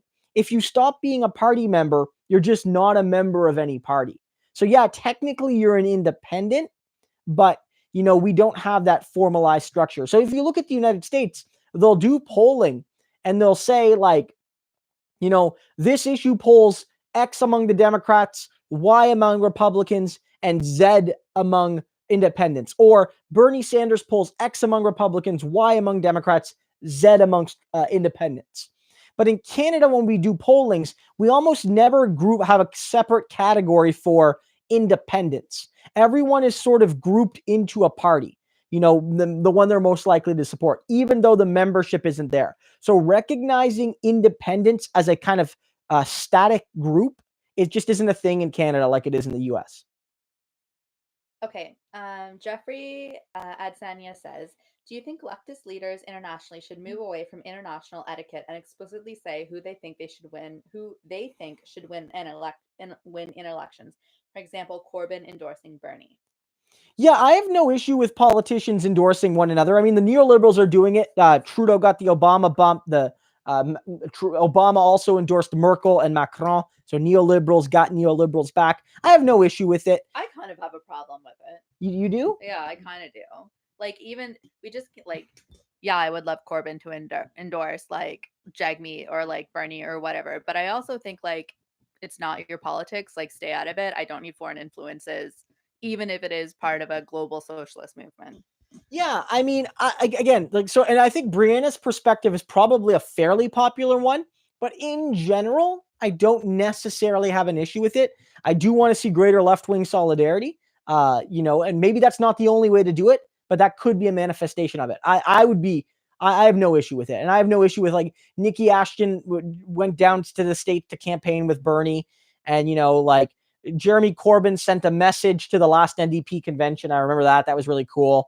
And Bernie Sanders and Jagmeet briefly met when Bernie came to Canada a couple years ago. Like these moments are key. The endorsements don't always have to be formalized, but I do want to see greater cooperation on the international left scene. Okay, Stephen Colbert Cheese says, what could cause a quick decline for the Bloc? I mean, that's a great question. I mean, the Bloc can decline if people no longer feel that it represents their interests in Canada, whether that being like that the Bloc is the vehicle to get their voice heard. Shifting attitudes on certain issues could hurt the Bloc. This is not to say that the Bloc's success is only because of the niqab and only because of Bill 21 and those sorts of policies. But if, for example, in the next couple of years, Quebec becomes much more skeptical of banning religious symbols, you might see that hurt the Bloc because that would make them more open to voting for the NDP and maybe Liberals. Any sort of, a decline in even soft support for sovereignty would hurt the Bloc. But I mean, right now things look pretty good for the Bloc. If I'm being objective, this was a good election for them, and I don't know if there'll be another quick decline. I think in the next election there's a chance for the NDP to take some of the seats back, but I don't know if the Bloc is immediately going to ever go back to, say, 5-10 seats like they did when the NDP kind of nearly trounced them in 2011. I don't know if that's going to happen. I think that they sort of have a good combination right now, which is that the Bloc is economically on the center left, is very much anti-pipeline, takes those Quebec popular stances on women's rights and LGBTQ rights, but also is sort of a little bit Islamophobic, very much, doesn't like the religious attire, and combines those two policies in a way that allows them to defeat conservatives in some rural areas and allows them to defeat the NDP in many other areas. And of course, the Anglos are largely loyal to the Liberals. That's not going to change either at all, really. Very few Anglos vote for the Bloc. There are some, but very few. Okay, Astral Frost says, Christo, we just heard the good news that Tom Watson is stepping down as deputy leader of the Labour Party. Who do you think might succeed him? I hope it's someone who actually supports Corbyn. Yeah, I would like to see a Corbyn supporter there. Tactfulness is going to matter going into an election. If it's somebody super close to Corbyn, it could create strife. I hope it's somebody young, frankly. Like Corbyn's a bit older, and a lot of Corbyn's core allies, like McDowell and Abbott, are also older. So it would be good to see somebody young, maybe a woman, to really represent that new generation. I don't think it would hurt to have somebody with that level of diversity. Joe Swinson is a liar, given how our party's conducted itself in this election with their fake polls and all of this and that. But, Joe Swinson is a young woman. She's in her 30s, leading the Lib Dems. She's going to get some support by virtue of the fact that when you look at Corbyn and you look at Johnson, she is quite a bit younger. Having a deputy leader who, say, is a young woman from the Labour Party could help to win certain younger votes and could give greater credibility to the younger generation. Having somebody who is maybe on the left, but has a very clear pro-Remain position is likely a good move. Corbyn is already seen as a Eurosceptic, but if you could find somebody that can pinch away those Lib Dem votes by picking a credible pro-EU leader, that might be a good move. Now, the most pro-EU people are generally not leftists, but there are left-wing people who are passionate about the EU for whatever reason. And maybe if you can find that kind of person, you could eat away at the Lib Dems and have somebody who is tolerable to multiple wings of the party. I do think that's important. It's not just about finding the most loyal Corbyn supporter. It's really about somebody who represents the left-wing values of the party and who can help bring back Green and Lib Dem votes, because that's step one. You got to consolidate the non-conservative vote.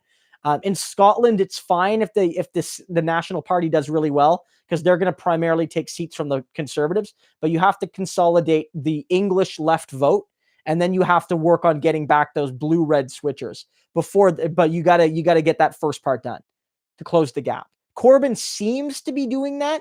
The gap has narrowed in the last week, and Corbyn's been taking support from the Lib Dems and Greens. But there's a concern I have that if Brexit support collapsed to Boris, then the only way Corbyn's going to win is he'll need to also take conservative votes.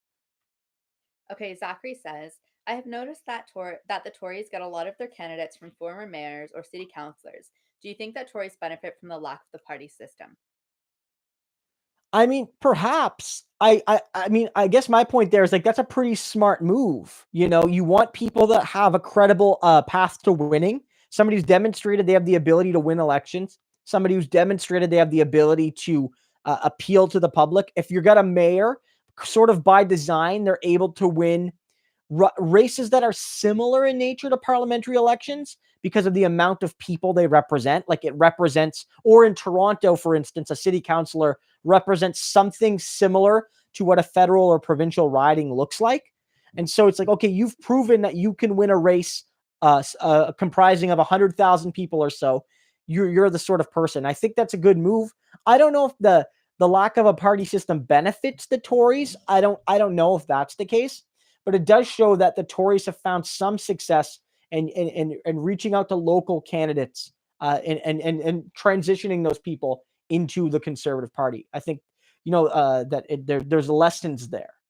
But here in Kingston, that's happened, right? The current Liberal MP was a former mayor and former city councillor, and his father was an MPP for a long time. I believe before that was a mayor and city councillor. So the other parties do that as well.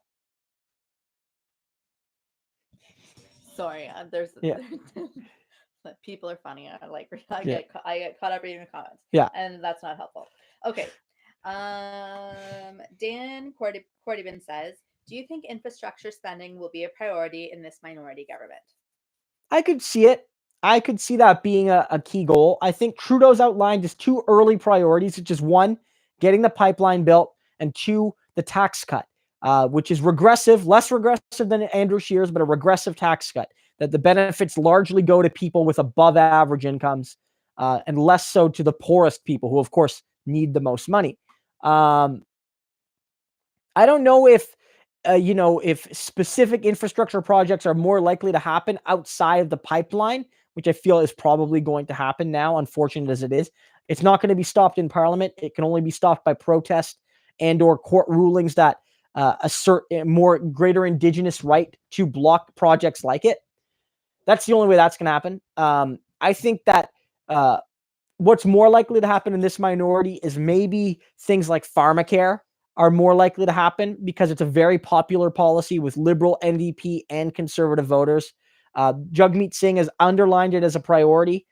Voters have indicated that in this election, in this Parliament, they want to see Trudeau work with Singh, and they want to see Trudeau work with Singh to pass key elements of the NDP platform. And I think the single most popular thing might have been pharmacare. It's got almost 80% support. So I think that that's a big one. Trudeau might find it hard to ignore because, many of his voters are strategic voters. As many as 43% of Liberals weighed strategy in their decision to vote for the Liberal Party. That's massive. And so a lot of those people might have considered voting NDP. And so he might feel pressure to implement a NDP policy because many of Trudeau's voters were actually NDP voters.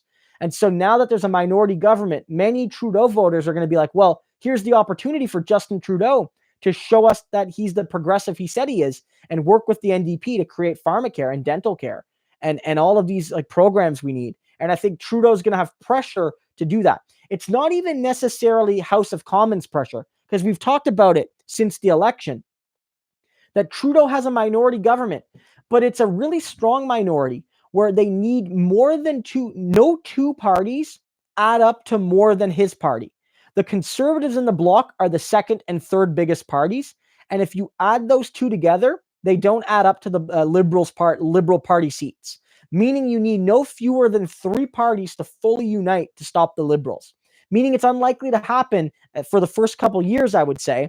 And so while Singh can't really say credibly that he'll pull the Liberal government down if they don't vote his way, if Singh can continue to demonstrate that he's willing to work with Trudeau, but Trudeau doesn't seem willing to work with him, that will anger progressive voters who feel like Trudeau has this minority government opportunity to push left and has refused to take it. Okay. Wyatt B says, how can we bring progressive politics to the Alberta NDP? Because Notley is not cutting it for me. Yeah, it's a tricky question. I mean, I've been very critical of Notley's NDP. I've also given it praise. Again, it is the only province right now that has a $15 minimum wage, which is a goddamn shame in a country as wealthy as ours, that only one province has a $15 minimum wage. BC's going to get there. We'd be getting there faster if not for the Greens, but it is what it is. But it's the only province that's there right now, unless you're a young person and Kenny screwed you over and lowered your wages. But, I mean, it's tricky, right? Because Alberta is a conservative province. Look, Doug Ford is Premier of Ontario, so us in Ontario, we can't really say too much because we elected Doug Ford, but only 40% of Ontarians voted for Ford. he got a majority because of our broken electoral system. Jason Kenney won a legitimate majority. Like, he won a real deal majority. And so that province voted for him. And I know he lied about some of his platform things, and some of those lies are coming out right now. Or he's doing big things that he didn't run on. I get all that. People are going to feel betrayed, at least some people. But I don't know, like, where the left-wing vision is for Alberta. On economics, maybe you could get there, but, like, I don't know, like, can you sell an eco-socialist vision in Alberta? Is it possible? Don't get distracted. Sorry, some PPC guy was being very boisterous in the chat. Brianna just muted him there. So yeah, I mean, I don't know. I don't know what the solution is in Alberta. It's really tricky. I think Notley should have been bolder, at least on, like, she should have introduced, like, a childcare program. She should have done something like that and dared Kenney to tear it down. She should have done that. But on the whole, I don't know if you can go much more left wing on ecological issues when, like, what is it? Like, I don't know. Does anybody here in Alberta, what's the percentage of Albertans that support the pipeline? Like, what's the percentage? I'm guessing it's above 70%, right? And it's like, at what point does it become democratically unviable to take a certain position in a province or in a municipality or in a country?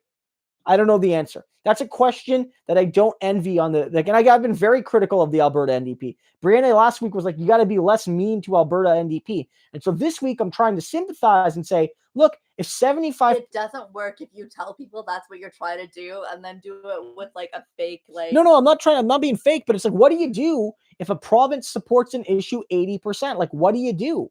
Like what? I don't know. Like, 80% of Albertans want to lay that pipe. Like, what do you do? We talked about never saying that again. Yeah, and I know it was funny though. Like, what do you do? I don't know. I don't know the answer.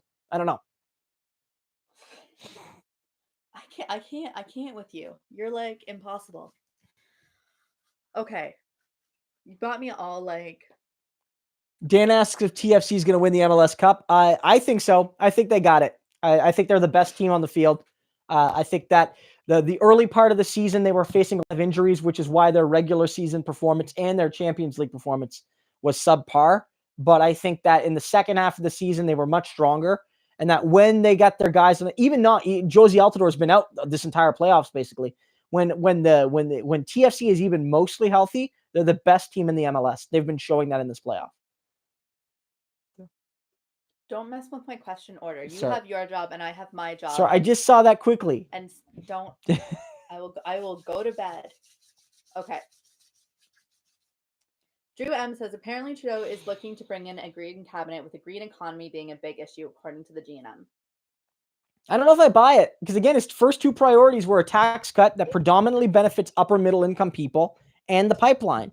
So I don't know if I buy Trudeau bringing in, like, a green... Again, Trudeau's going to do what he tried to do, which is talk like a progressive, but act like a center-right politician. I mean, Albertans, it's weird. Trudeau should be their guy. He's going to cut their taxes, and Alberta's got a lot of upper middle income people. Again, it's the richest province in the country. They got a lot of people who's going to benefit from Trudeau's tax cut. He's going to get the pipeline built, or at least try his best to do it. That should make Albertans happy. He's a center-right prime minister. He should be happy. But I don't know. I don't think Trudeau's going to make any major shifts that are going to mark him out as a green politician. I think the rhetoric is going to be the same as before. Trudeau knows that as long as he sounds like a progressive and he can scaremonger about the Conservatives, he feels he can continue to win elections. So, and he hasn't been proven wrong yet. So we'll see. He's going to give it at least one more go like that. Drew also wants to know if you know how Plante is doing in Montreal. Plante. Oh, Plante. Valerie Plante. The mayor of Montreal. I mean, I'm not sure. I don't follow Montreal municipal politics all that closely. I mean, she's certainly an improvement over Caudière. So, I mean, I'm not sure. She's, I think, been generally progressive on a lot of the issues that Quebec have sort of been pretty troubling on. But I have no real on-the-ground sense of Montreal municipal politics. so I can't say too much. One of her biggest goals has been building more transit. I don't know what the progress is like on that. If anybody from Montreal is in the chat, let us know. Maybe you have a better sense of what's happening over there. Craig wants to know what happened to a marketplace of ideas since I banned the troll. Well, I mean, that troll did ask. I did see one of their questions. Half of you guys love the troll and half of you guys hate him. So I don't know. I'm always in a bad position. I don't know what you guys want me to do. Well, all I saw there, I saw them post about 30 comments there. I know, that was a little much. Yeah, so like, I mean, that's like at some point, even in a marketplace of ideas, you know, you're flooding the marketplace. Okay, Zachary says, what do you think will happen in the next Saskatoon Saskatchewan provincial election? Can the NDP pull off a win over Scott Moe, or is it too popular for standing up to Trudeau? I mean, right now it's looking good for the Sask party. I mean, they've only been like they haven't been in power for a super long time. Scott Moe is a new premier. He is consistently one of the more popular premiers. Like when they do those periodic premier polls, and like Doug Ford is almost always near the bottom. So is Stephen McNeil from Nova Scotia. But then always right at the top is Scott Moe, first or second on that list. And he's been there for a long time, since he became premier. So right now it looks really good for him. And right now he's been able to he's been able to capitalize on federal politics for his own benefit. But Melly's a qualified politician. The NDP does have roots in that province. Much like in Manitoba, but maybe not to the same extent. The NDP's strength in urban areas gives them a greater vote efficiency because the Conservatives run up incredible margins in the rural areas. That winning close races in the cities is sometimes all the NDP really needs to do to win elections. So right now, if you're a bookie, the Sask party are odds-on favorites. But campaigns matter and things can move a lot during campaigns. Like if the election was tomorrow, then the Sask party would cruise to another government. But the election isn't tomorrow. We still got some time. Okay, people are saying they can't hear me. Can you shift over a little bit? Yeah. And move the mic. There. Yeah. No, move your body so that your mic's not. Okay, never mind. I'll just talk louder. You just never mind that. Sorry.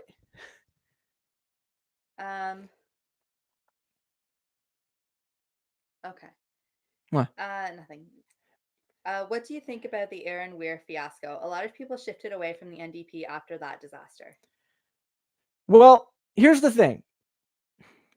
First of all, it didn't matter because we got blown out pretty much everywhere in Saskatchewan, as did almost everybody else. So on the grand scheme, we probably would have lost that even without that vote, if I'm being honest. But here's the thing. Aaron Weir had personal eccentricities. I don't want to use any terminology because I don't know the medical issues with it. And he made some people feel uncomfortable. And I believe he did so unintentionally. And so he was suspended from caucus while an investigation happened. I think that was a reasonable position to take. It was found that indeed he did make people feel uncomfortable, including some people in subordinate positions. It's a big no-no. But he was given a path to come back to caucus, given that he would, go undergo a training to help him acknowledge how he made people feel uncomfortable, which again, I believe was mostly unintentionally. But during that time, he basically went into a conspiracy theory phase where he was being attacked. And he said that Jagmeet Singh was secretly silencing Charlie Angus and all of these sorts of rumors and lies about our federal leader, that Jagmeet had no choice but to boot him permanently because he was lying about Jagmeet Singh and the NDP. The way we handled that was, I feel, largely good.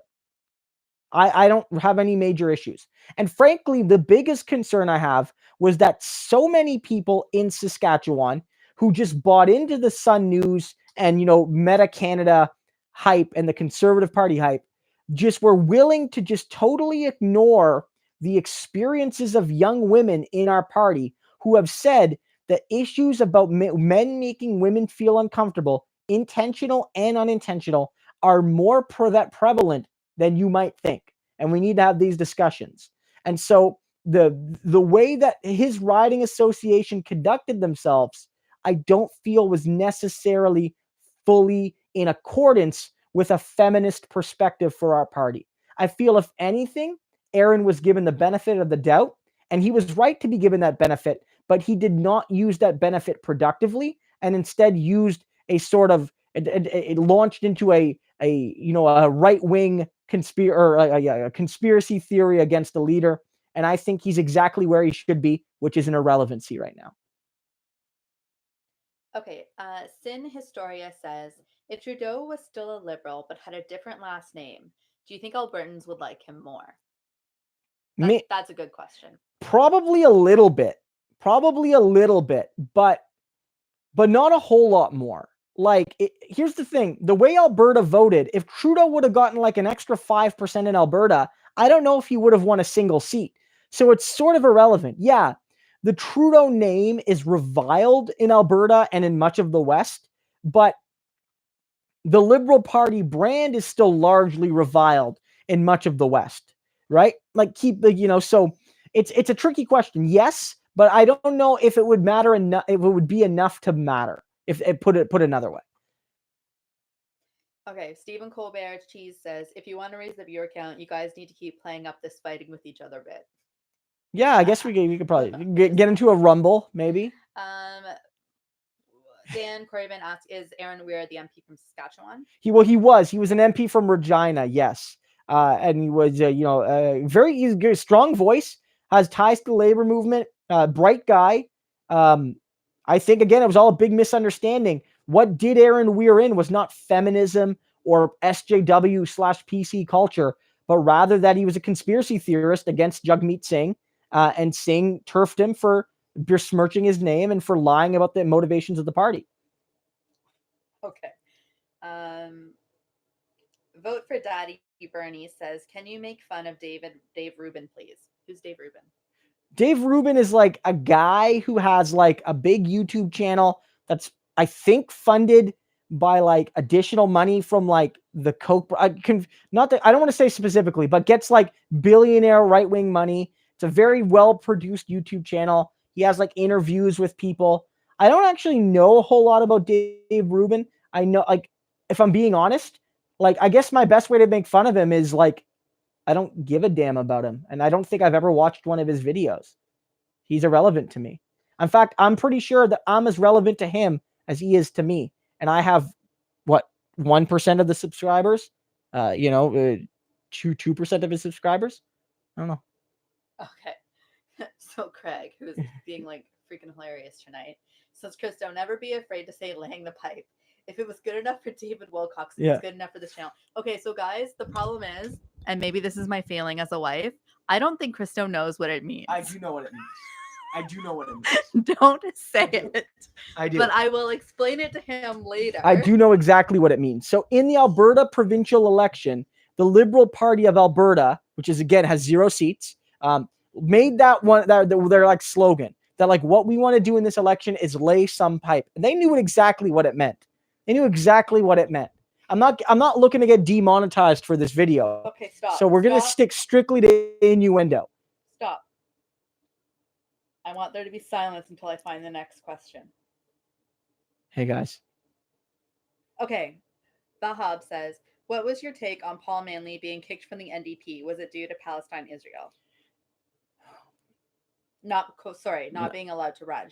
Yeah. So if people don't know the story, Paul Manley, current Green MP, wanted to run for us in 2015, was not vetted. It was believed by him and by many, not everybody, that it was due solely or overwhelmingly to his position on Israel-Palestine. And under Mulcair, I will admit that our position was far too pro-Israel, and I tend to take a more pro-Palestinian position, because I do, at the end of the day, see Israel more or less as an apartheid state. I do. That's my view. But the thing is that it's hard to say exactly why someone does or does not get vetted. Is Israel-Palestine part of that? Perhaps. But there were other NDP candidates who had pro-Palestine positions. Maybe not to the same extent, but they did. Current MPs and other candidates. In this election, we saw more explicitly pro-Palestinian people, and I think Jagmeet doesn't have the best position he could on it, but has a better position than Mulcair. But the party does not disclose why someone wasn't vetted. And some have suggested that it's due to other views Paul Manley has expressed. For example, and again, I don't know all the details and I don't want to slander anybody, but, there's a certain meme about, jet fuel not melting steel beams and other likewise things of a conspiratorial nature with 2 New York towers, and some people feeling it was an inside job or whatever.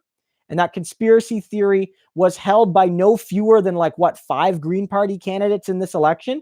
And some suggest that a previously unvetted NDP candidate held some of those views, and that and not Israel-Palestine was the primary reason that person was not vetted. Now, I can't confirm or deny that because, again, all of that is not official.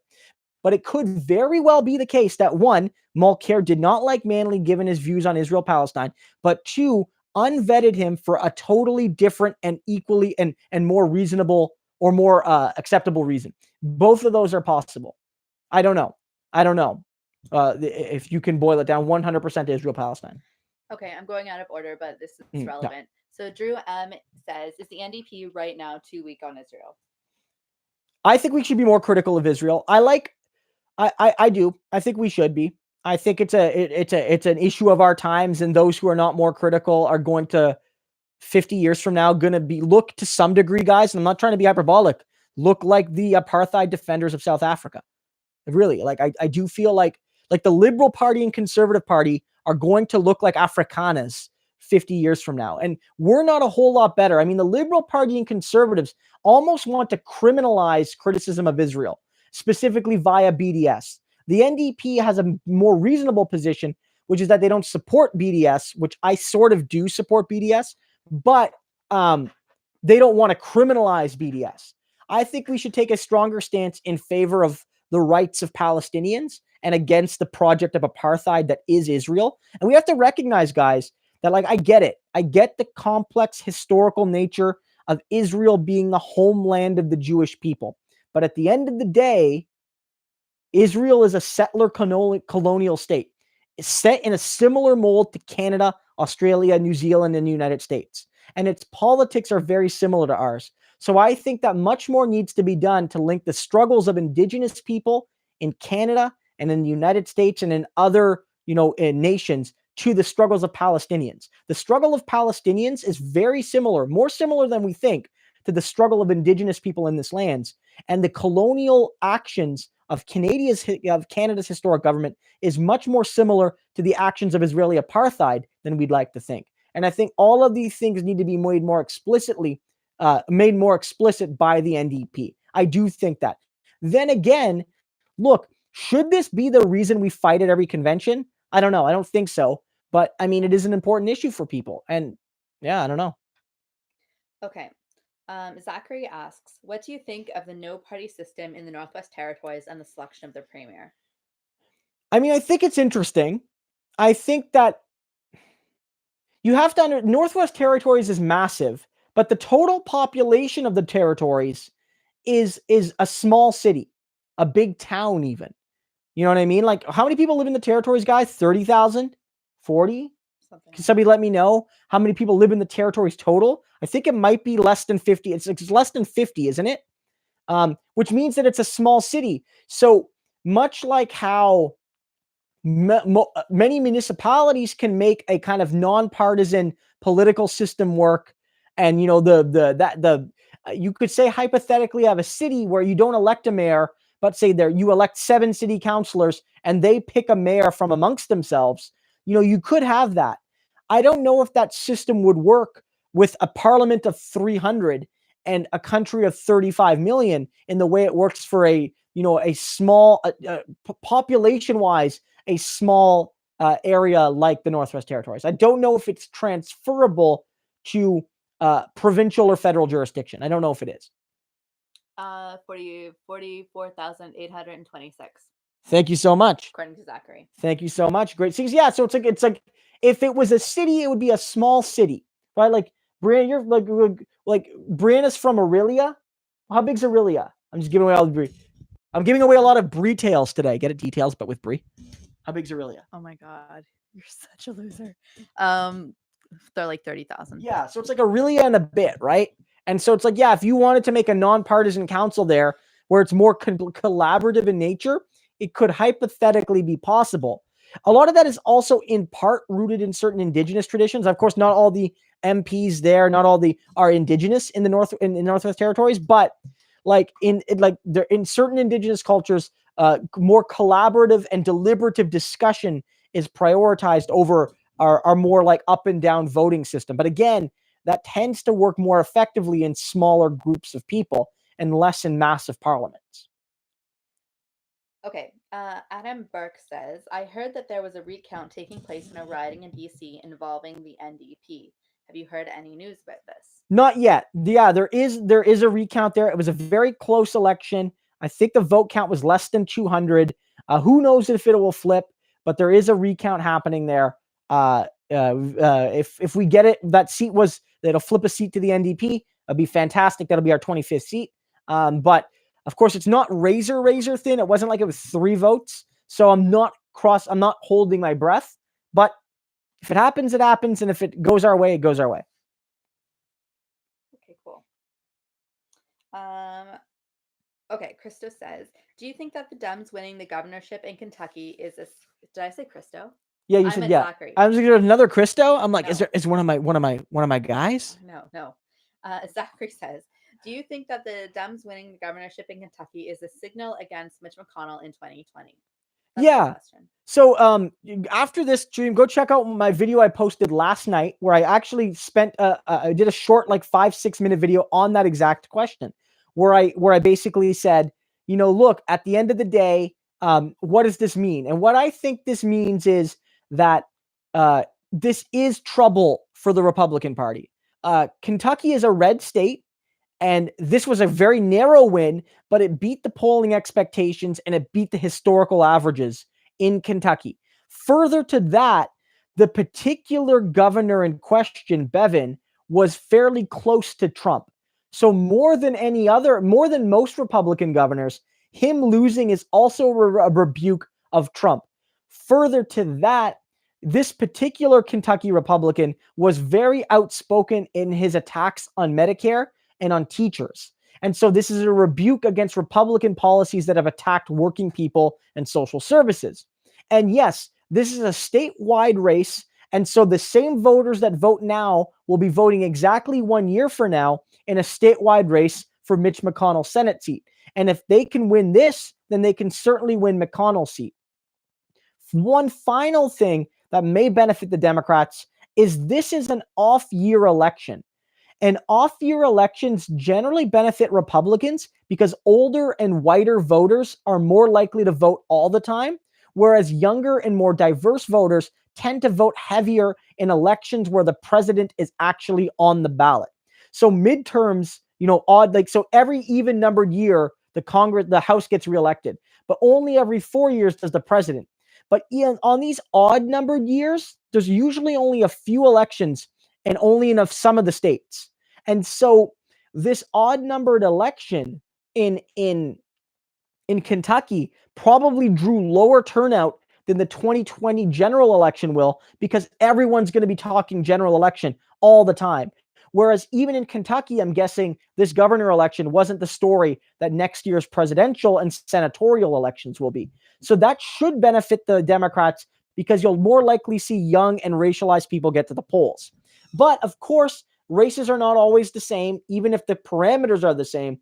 And Mitch McConnell could still win, even though they lost this election at the gubernatorial level. So, yes, it's a very encouraging sign for Democrats, but of course, they can't stay complacent. And as I noted earlier on the stream, and as I noted in a video I posted just a few hours ago, the Republicans are trying to steal that seat right now, not just with a recount. A recount's legitimate if it ends up flipping the result. But the Republican state Senate and state legislature has basically said they're considering overturning the result and just giving the governorship to Bevan, which is allowed apparently. Okay. All done? Yeah. Okay. Craig Adolph says, if the NDP had $1 million in the bank account dedicated to turning PEI or another maritime province into an NDP stronghold, what do you think you'd have to do? What would be your first steps? I think you would have to hire organizers in a sense. You'd have to almost like organizing a union. You'd have to get organizers, get volunteer and paid staff organizers in the key ridings in those regions to really start looking at the NDP. So if New Brunswick, you'd want to target Acadie Bathurst, obviously, which was of course a former NDP seat. You'd also probably want to look at Fredericton, St. John, and Moncton as urban areas with relatively higher proportions of unionized workers, and you'd put organizers there and try to actually fight for to organize what the NDP can mean to the province. That'd be the best way to do it. If you could spend $1 million, I think organizers would be a good way, especially in provinces where you don't have a lot of on the ground infrastructure. In a place like Ontario, as crass as it sounds, it seems like maybe it's just we need more ads. Maybe we just need more of that raw ad power in key areas already. But in areas like the Maritimes, you need to build that. You need to build that infrastructure before you could talk about buying radio ads. Okay. Drew M says, if the world had spent military budgets on developing the world instead of war, would we be living in a Star Wars era? It's a joke question. Don't answer it. I mean, no. I don't know if it'll be living in a Star Wars era. There's always these questions like, what if the ancient Greeks? Wait, he has a real question. Oh, but no. What if the ancient Greeks were able to continue unabated and there was no decline after the fall of Greece and Rome, whatever? There's all these hypotheticals, but I do think that it is something to say where it's one U.S. military bomb could feed millions of people for a year. It really does go to show that there's an issue with priorities about how we spend money. And Tommy Douglas would always say this, that when the liberal government and conservative governments say we can't afford this and we can't afford that, whenever there's a war, they find the money. They find the money and the human and the natural and the capital resources to make it happen. And so if we have different, and this is what Singh was saying, if we have different priorities, we can make the world a much better place on everything from social programs to inequality to, yes, even space exploration if we wanted to divert our resources that way, which I'm not opposed to. I think space exploration is super cool. And I don't want a private company like Tesla doing it. So I think we should definitely invest in it as governments to better understand our universe. Star Wars or Star Trek? Well, I mean, Star Trek is the socialist one, or the more socialist one. Star Wars is I don't even know ideologically what that is. It's okay. Okay. Another question from Drew M.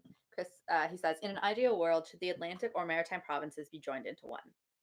There's always these discussions, right? And it's been a long-term discussion. It sort of ebbs and flows. Should probably leave out Newfoundland because it's so far away. But yeah, should the 3 Maritime provinces, for those who don't know, Atlantic provinces are New Brunswick, Nova Scotia, PEI, Newfoundland. The Maritimes are just the 3 on the East Coast, but not Newfoundland, excluding Newfoundland. And so there has been discussion of maritime union. The provinces are all fairly small. They have relatively small populations, and yet they're all very close to one another. And so that, it would make sense that if you said Moncton, a capital, that the capital would actually be central to all 3 provinces, and it could work. There's thought that it could lower the bureaucratic weight, because even if you're a small province, your bureaucracy still needs a basic size. And so for a smaller province, the basic provincial bureaucracy has a much greater cost effect than it does on a bigger province, right? Of course, Ontario's bureaucracy is bigger, but it's probably smaller per capita than the ones in New Brunswick, Ontario, PEI, and Nova Scotia, because you need a basic infrastructure no matter how big or small your province are. One united maritime province could have a more streamlined bureaucracy. It could also maybe bulk buy for certain costs of education and certain things around healthcare that might make things cheaper. There are concerns, however. The provinces have distinct and historical culture. Those 3 provinces are some of the oldest areas of British North America. It should be remembered that when Canada became a country in the 1860s, Halifax and St. John were basically the biggest cities in Canada, excluding Montreal and Quebec. They were massive cities at the time, right? The Maritimes were the most developed and culturally distinct and situated areas of European civilization in the Canadian part of our continent at the beginning. And so there's long histories there. There's very long histories. This isn't like Alberta and Saskatchewan, which sort of only really became colonized by Europeans just over 100 years ago, 120 years ago. Europeans have been living in parts of Nova Scotia and New Brunswick since the 1600s in some form or another. It's different, right? It's a different culture. And you have to, the biggest factor is that New Brunswick is a bilingual province, which means all services are provided in French and English. All government documents are translated. Much like federal government documents, it's also provincial. What happens with the Francophone populations? Does the Francophone population of New Brunswick lose its bilingual status as it gets welded into two provinces that have Francophone populations, but that are not as significant as they are in New Brunswick? Or do the Francophone people in PEI and Nova Scotia now gain the official bilingualism that had been denied to them? What do you do with all of these big questions? And so I don't know the answer politically and culturally, but it has been discussed. Although right now, I don't know if there's anybody willing to do it and just, to make that happen. Okay, so I skipped a question. Okay. But I'm gonna go back to it. Okay. Jeffrey Adsanya says at Christo Aivalis, Brianna, don't you think that it's worth it for leftists to endorse each other given the unprecedented chance we have at this moment in time to overthrow neoliberalism globally? So maybe I'll just clarify and then you can comment so I can find another question. For sure. Okay. I understand the desire for, leftists to come together and to support each other. But I also can't be hypocritical and say that I would support that because I would certainly not support right-wing leaders from other countries getting together and endorsing right-wing leaders in Canada. So, if I can't say yes to both, then you say yes to none, right? And I don't want to encourage foreign influence over our elections. And quite frankly, endorsements are only for the inside people, really.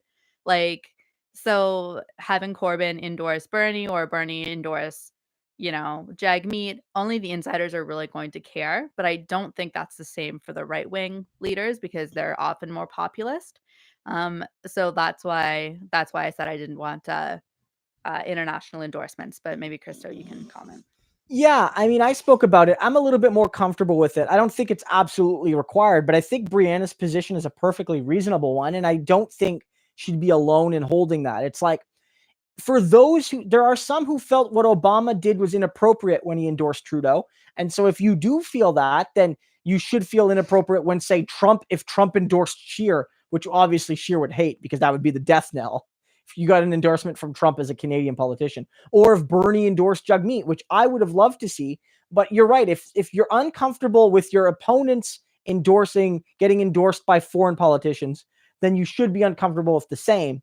Although, again, as I've noted, Obama has been endorsing neoliberals like Trudeau, Macron, and Merkel. So it wouldn't be unfair for, say, Jagmeet or for, say, Corbyn or Sanders to start endorsing progressive leaders running in many parts of the world. And I think that, there wouldn't be any issue for that on my perspective. Okay, Vote for Daddy Bernie says, speaking of elections yesterday, do you know about Lee Carter, awesome socialist in VA? Yeah, so Lee Carter, obviously I don't know him personally, but Lee Carter is a state-level politician in Virginia. And a couple years ago, he sort of won a shock Democratic primary. He's a DSA member, DSA nominated, ran for the Democrats. And in 2017, I guess, he won the Democratic nomination and then won the Virginia seat. Same thing this time, won re-election, ran on a strong left-wing platform, very much like a early example of the sort of change in politics that was not due to Bernie Sanders solely, but that was part of that Bernie Sanders wave. And what was really cool, the best moment from him, and I wonder if you could still find the video, but it was the moment that I found out about him was when his campaign office got a questionnaire from the National Right to Work Committee. Of course, right to work laws being one of the reasons why the United States working class is the weakest in the developed world, is because of anti-union right to work laws. And so many Democrats, sad as it is, do support right to work, including Tim Kaine, Hillary Clinton's vice presidential nominee, supported right to work when he was a Virginia level politician. Bad as that, which is awful, obviously. So he got this questionnaire and he said, well, they made a video about it. And all it was him or one of his staffers taking the sheet and putting it through a shredder just to say, like, look, we're not even going to humor the fact that these right-wing groups exist and they want our support. We are unabashedly on the left for workers, for progressives, like, deal with it, right? And he won again, right? Big deal. And I think it's one of those signs that at the local and state level and now federal level with AOC and all these others, that Bernie Sanders is not alone anymore. He's now, the patriarch, I guess, the head of a broad left movement in the United States. It's great to see. Okay, this is a good question. Adam Burke. I mean, they're all good questions, but I like this question. Yeah. I think it's important. Christo, can you explain the difference between social democracy and democratic socialism? Yeah, I mean, okay, from my perspective, I don't care about the difference. And I'm not being flippant. It's just like I used them interchangeably. David Lewis largely agreed with me. I saw this in my research. I think I noted in my book on Trudeau where I talk about Lewis, and in my chapter on the Party of Conscience where I talk about Lewis, Broadbent, and Douglas. I think I note this. So for me, it doesn't matter. Like, I call myself a democratic socialist, but I don't really see the difference. Most people, if you talk to most people, they would say that, like, social democracy is more like reform capitalism, but still maintain it. And democratic socialism is through parliamentary and electoral means, you end capitalism. So to be a democratic socialist is to be more left-wing than a social democrat who is like center-left, where maybe a democratic socialist would be more ardently left. But I don't know if I necessarily put all that much weight between the terms. Because let's be real. Bernie Sanders calls himself a democratic socialist. But under that definition, Bernie's a social democrat. But so the terms have no meaning. To me, I just call myself a democratic socialist because that's what I am. But I don't spend a lot of time on that difference. But that's, like, most people would say social democrat is the more moderate of the two terms. Democratic socialist is the more left-leaning of the two terms. Okay, Odd Jam says, can you speculate on how you think the media will treat Bernie should he end up as the nominee? Whew, that's a good question. There's going to be a lot of hysteria. I hate that word. I don't like to use the word. There's going to be a lot of hyperbole from the media if Bernie wins, like the end of America. There's going to be a lot of that.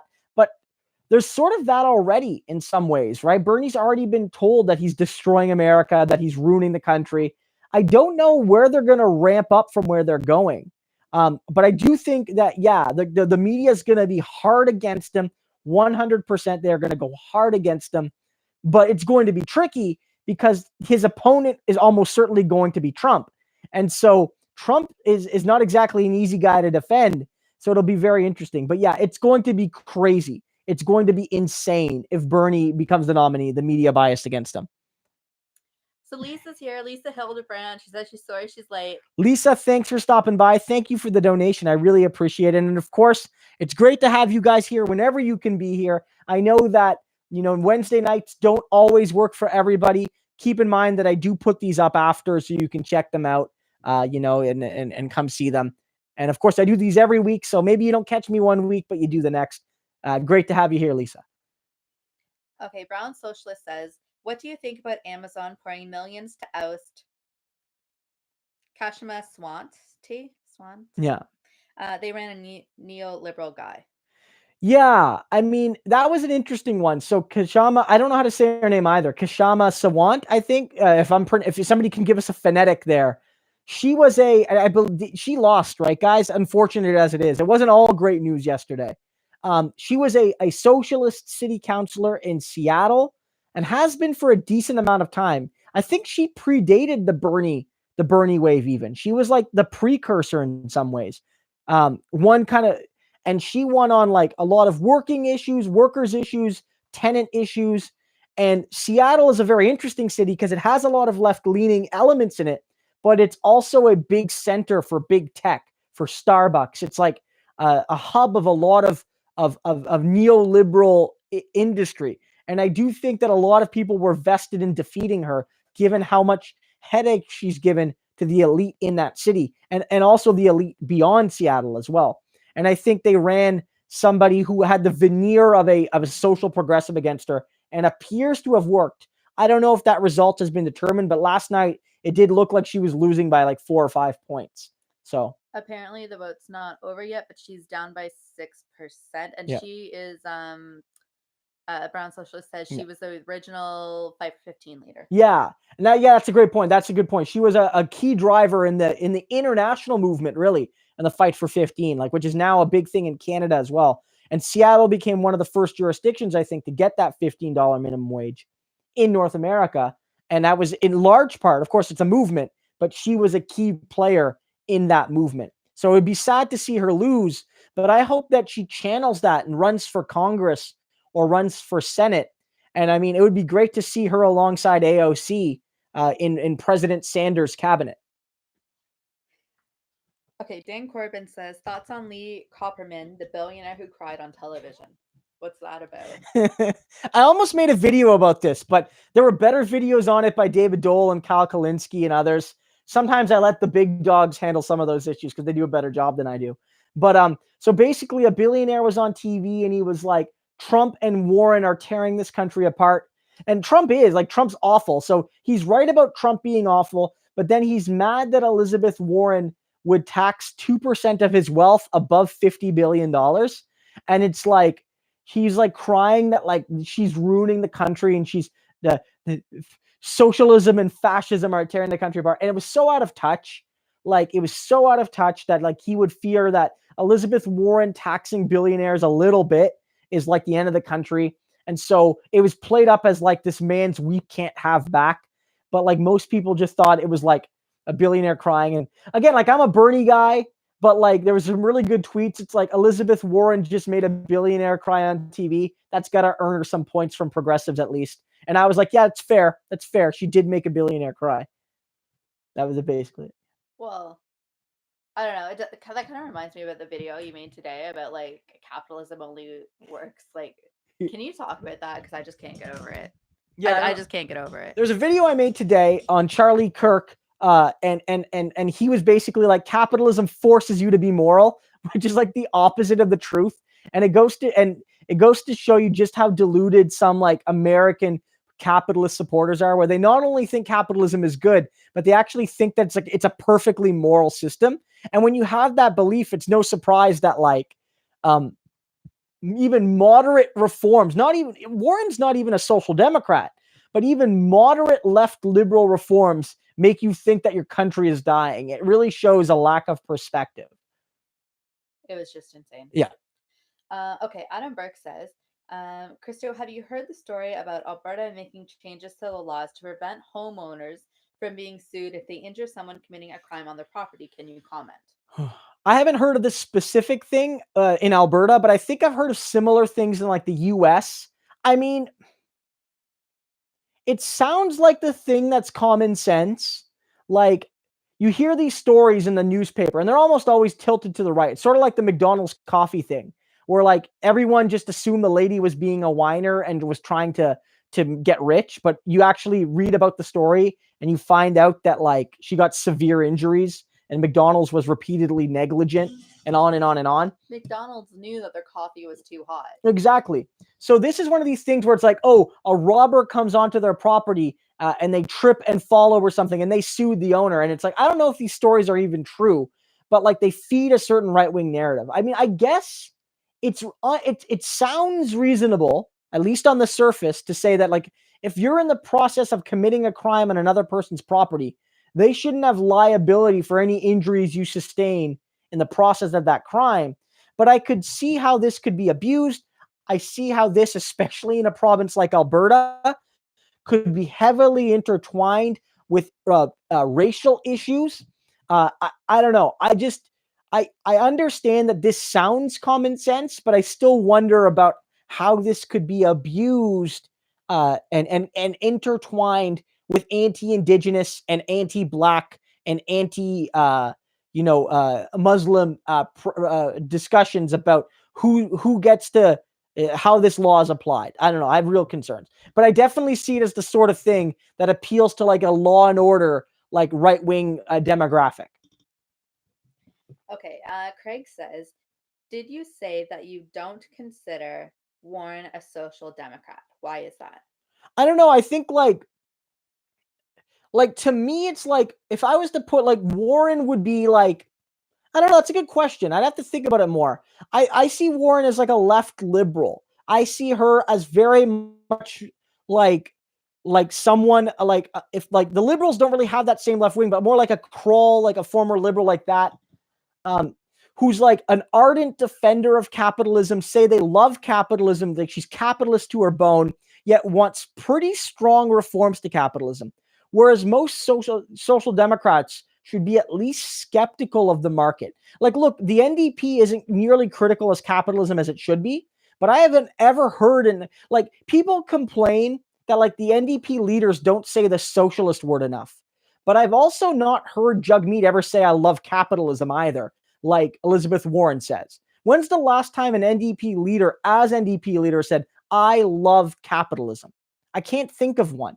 They just sort of try to pretend to, they don't use the C word and they don't use the S word. They don't use either. Whereas Warren is very clear.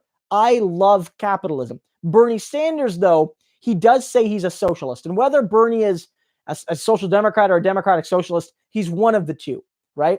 But I still think Warren is far and away the second best choice on hand. Far better than anybody else in the race. Low as that bar is. Okay, Brown Socialist asks, do you think there's any way to win over right-wing populists? Yeah, well, it depends, right? Like, in Canada, the NDP needs to become a little bit more effective at getting our core economic messaging out. And I don't think we should sacrifice on being social progressives. I don't want to sell out Indigenous people, people of color, LGBTQ people, trans people. That's not what this party's about. Our party's about representing those that need the most representing. But we need to remind people that when NDP policies are polled, they poll strongly well. They poll as well as 70, 80%. And that includes more liberals and Greens and NDPers than conservatives, yes, but it actually includes a majority of conservatives. So last spring, and I did a video on this, months and months ago now, where they polled on the wealth tax, and the wealth tax had 70% support nationwide and had over 50% support from conservatives, from those even who said, I identify as right wing. I support a wealth tax. Our dental care plan had a majority support from conservatives. Our pharmacare plan, majority support. Most of our plans had majority support. Most of our core, like freezing student loan things, I think even had majority support from conservatives. Not nearly as much support as you saw from NDP, Green, and Liberals, but still majority. And that shows me that if we can find some way to reach some of these right-wing people, right-wing populists, by letting them know that, yes, you are right. There is a secretive group of people who dominate society in a conspiratorial manner to harm you and harm your children and destroy your way of life. But it's not the Jews or the Muslims or the blacks or the environmentalists. It's actually just rich people. It's just rich people. The conspiracy is true. Rich people are gathering together in secretive clubs to ruin your life. That's who it is. And if you can convince some of them, not even all of them, some of them, that it's more important to fight for healthcare than it is to fight transgender people using the bathroom they want, then maybe we can win some elections. I don't know. I think that because, like, honestly, our policies are popular even with the right. And I think right-wing populists have a natural distrust of power. You just need to channel that in the appropriate direction. Like Doug Ford is right.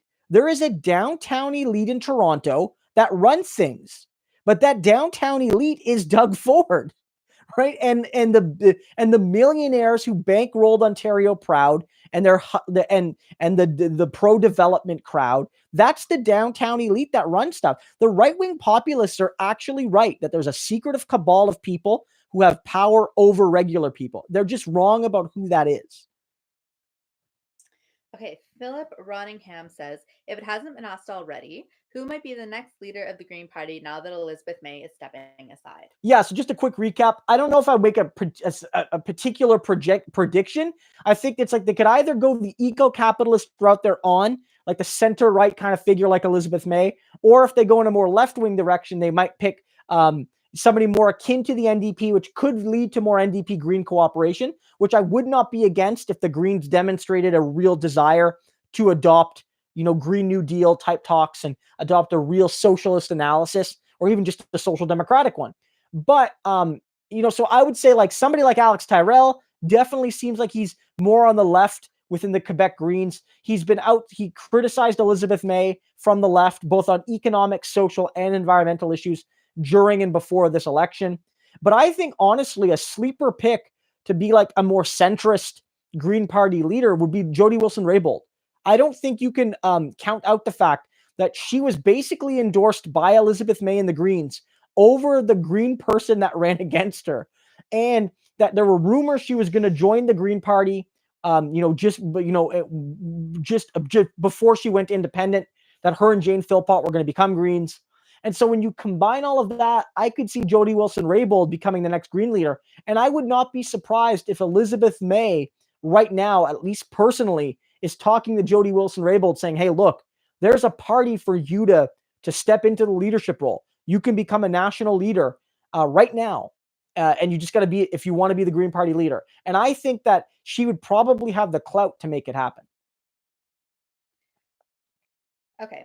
I think we're almost coming to an end here. So Craig says, any thoughts on the Toronto City Councillor who got disqualified today after having won his race?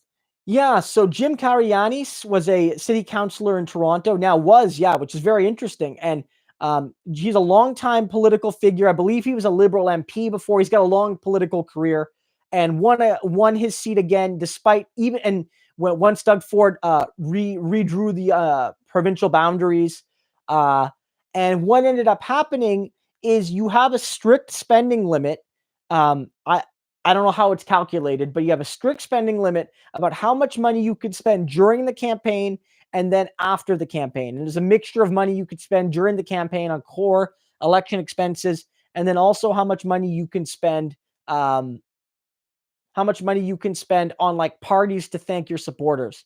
And apparently on one of those categories, he spent like $30,000, $25,000 more than allowed. It wasn't like he went over by $40.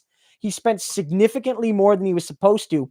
And the regulations as they're written, and I'm not an in-depth expert here, but the regulations as they're written say that if you overspend, there's nothing that can be done. You will be disqualified from your position, and you'll be barred from running, I think, until the next general election, which means that whether the city council has a choice, they can have a by-election or just appoint somebody to this city council seat that they can have that's a vacant seat now. Now, I think Karygiannis is trying to appeal it, saying that there was an accounting error, there was a bookkeeping error, which maybe happened. I don't know. I'm not an expert. I don't know if he has an appeals process. I don't know how that works. But as of right now, yeah, he was just removed from his position. That's full accordance with the city council regulations.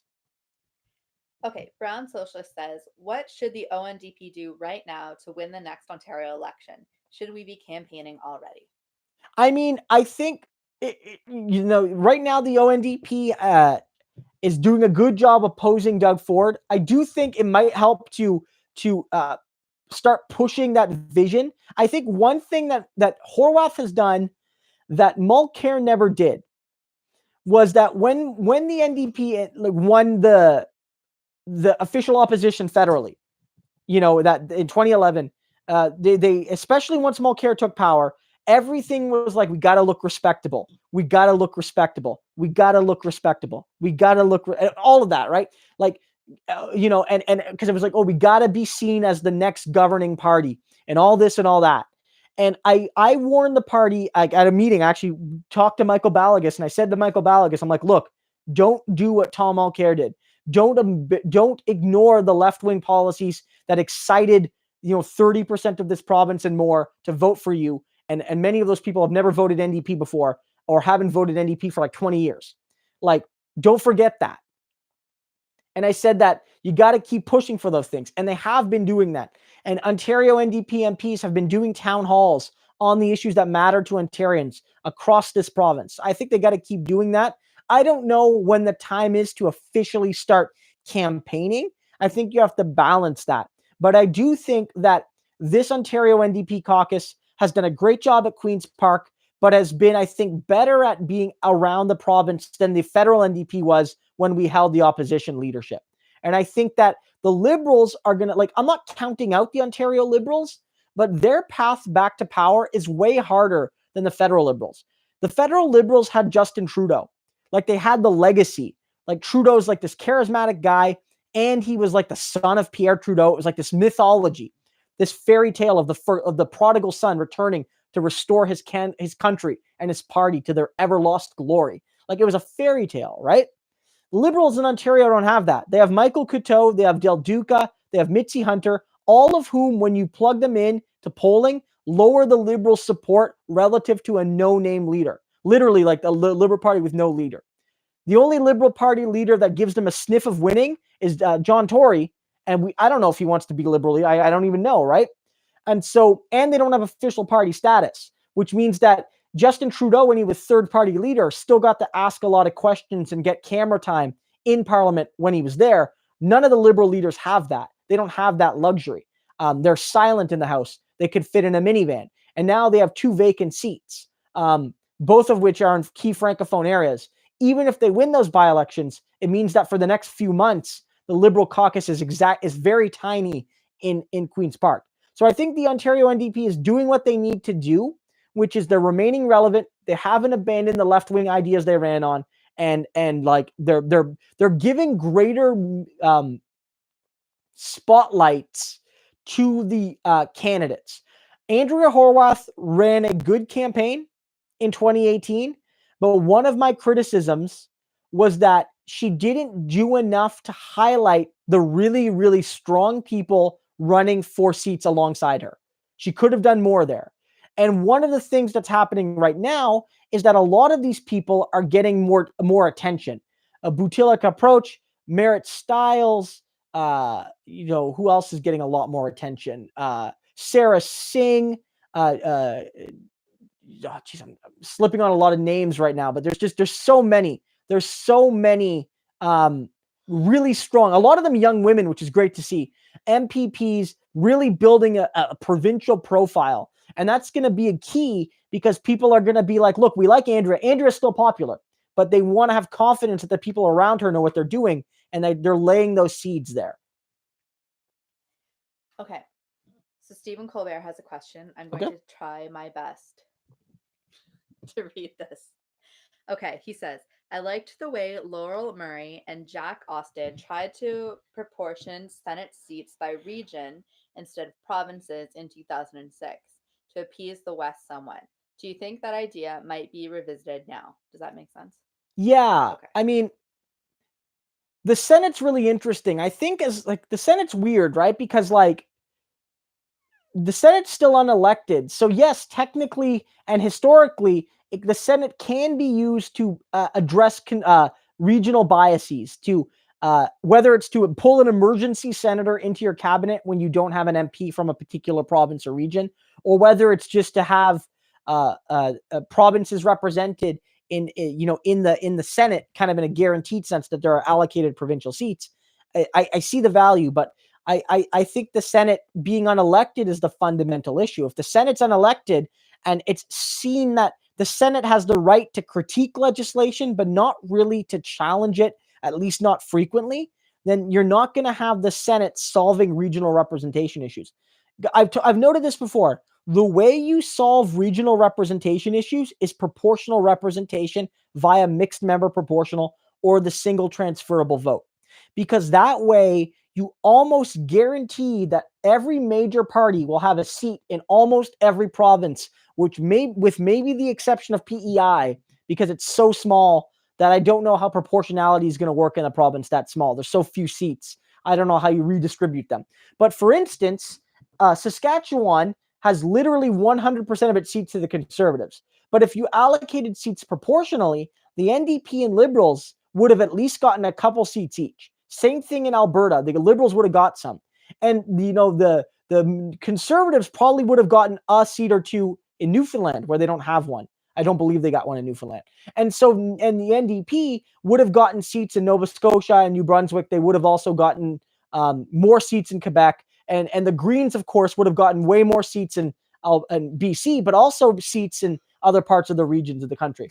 And that would not only be a more just representation of the will of Canadians, but it would ensure that the votes of people who don't agree with their neighbors are not rendered irrelevant. If you live in Alberta or Saskatchewan, but especially rural Alberta and Saskatchewan, your vote is meaningless. Whether you vote for the Conservatives or you don't, if 80% of people in your riding vote for a certain party, most of the people in that riding, their votes, it's worth nothing at all. It sucks to, if I was a civics teacher, I'd get fired for saying that, because you're not supposed to tell kids that their vote isn't worth anything, but it sort of isn't worth anything. And if you're a conservative that lives in the hippie parts of downtown Toronto that only vote Liberal or maybe NDP, then your vote's meaningless as well. But with a proportional system, you'll know that look, my vote's going to help elect another conservative. And so whether you're in deep red Toronto, which went entirely Liberal, even though the majority of the city, even though much of the city is not a Liberal, doesn't support the Liberals, or if you're in deep blue Saskatchewan, which went entirely Conservative, proportional systems are the best way to ensure that regional representation is strong. Wait. Stephen Colbert is clarifying. He says Lowell Murray and Jack Austin proposed that the 24 seats in the Senate that represent the Western provinces division be distributed among Manitoba, Saskatchewan, and Alberta, and that British Columbia be made a separate division with the allotment of 12 seats. Under this proposal, Alberta seats would increase from 6 to 10, Saskatchewan's from 6 to 7, and Manitoba's from 6 to 7. I mean, I get that, but I don't know if that matters, if I'm being frank. The Senate is largely I don't think that makes a difference. I don't. I think the way you fix this is you make proportionality a concern, meaning that you, except for PEI probably, and maybe on blowout elections, some of the other smaller maritime provinces where there's just not as many seats, you pretty much guarantee that there will always be at least one Liberal and NDP in Saskatchewan and Alberta, and you can pretty much guarantee that there'll be a Conservative in almost every province, and that no one will be shut out from any region with the exception of the smallest maritime provinces and the territories, because there's so few seats there. You guarantee that every party is in every region, and you guarantee that every party has value now in earning an extra few votes. Again, as I've noted on this channel, there's no reason for the NDP or Greens or Liberals to invest a ton in winning seats in Alberta. Because if they doubled their vote, they wouldn't win more than one more seat. Whereas if you can get 5% more in Saskatchewan, in BC or in Quebec or Ontario, you can win a dozen seats or more, depending on how lucky you are with the distribution.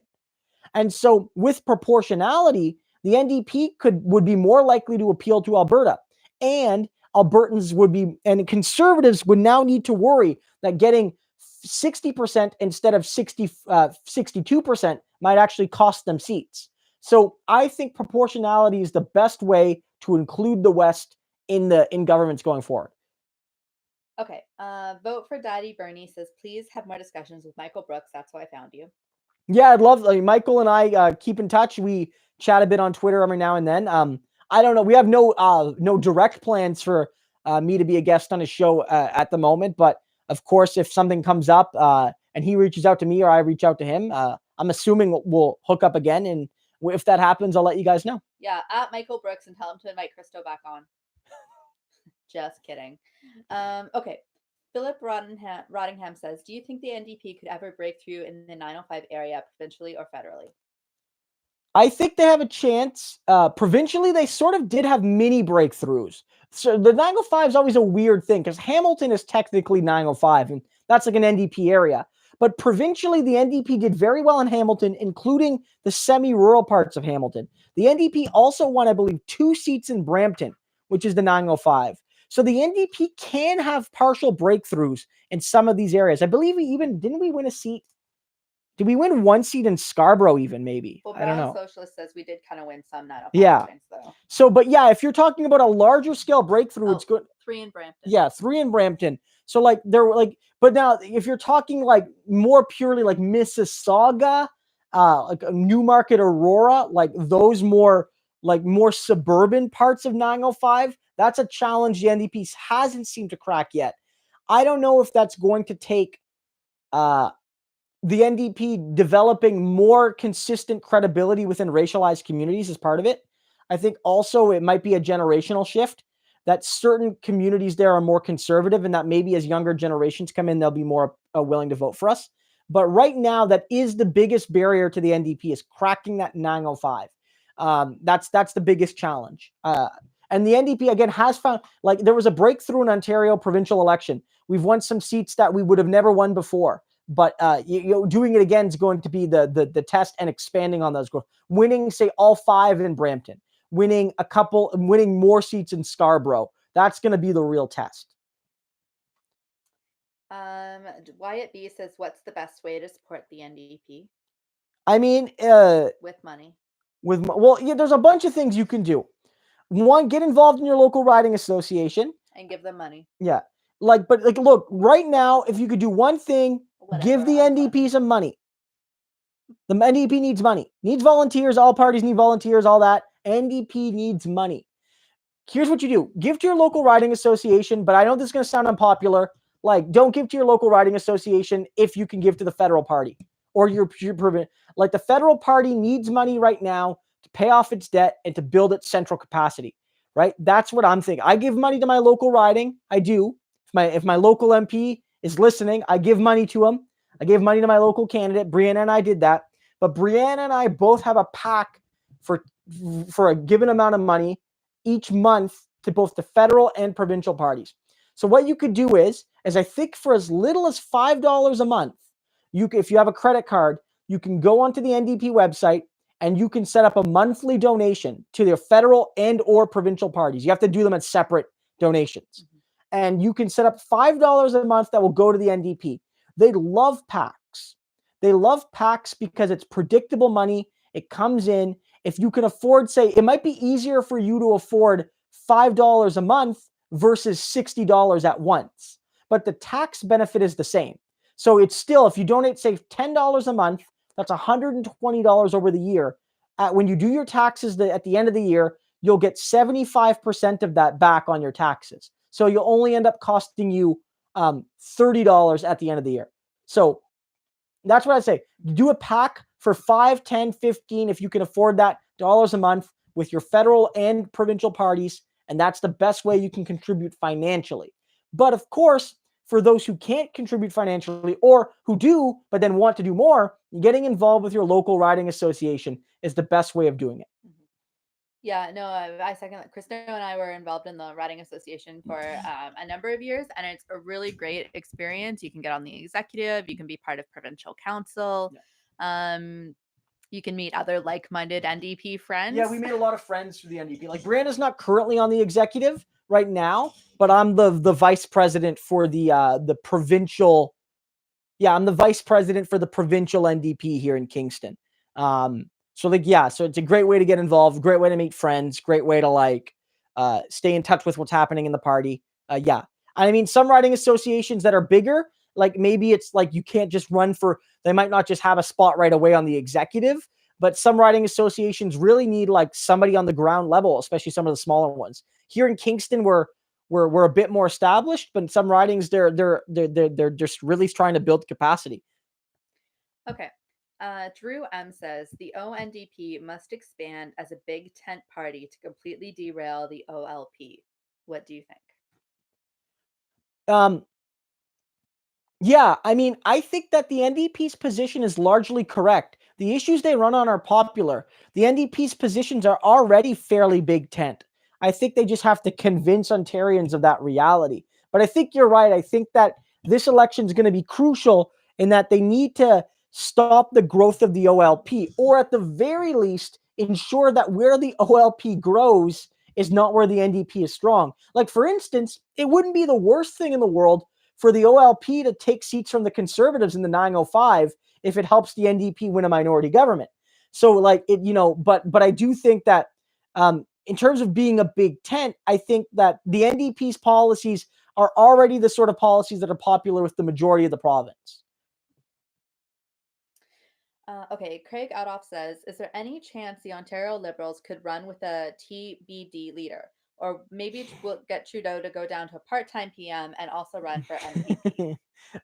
I don't. Well, I don't know. I don't think about that. I think that the next, like the I would say like the leader is gonna be probably some like it's Mitzi Hunter or Tejeo or Couto or Del Duca. Those seem to be the front runners.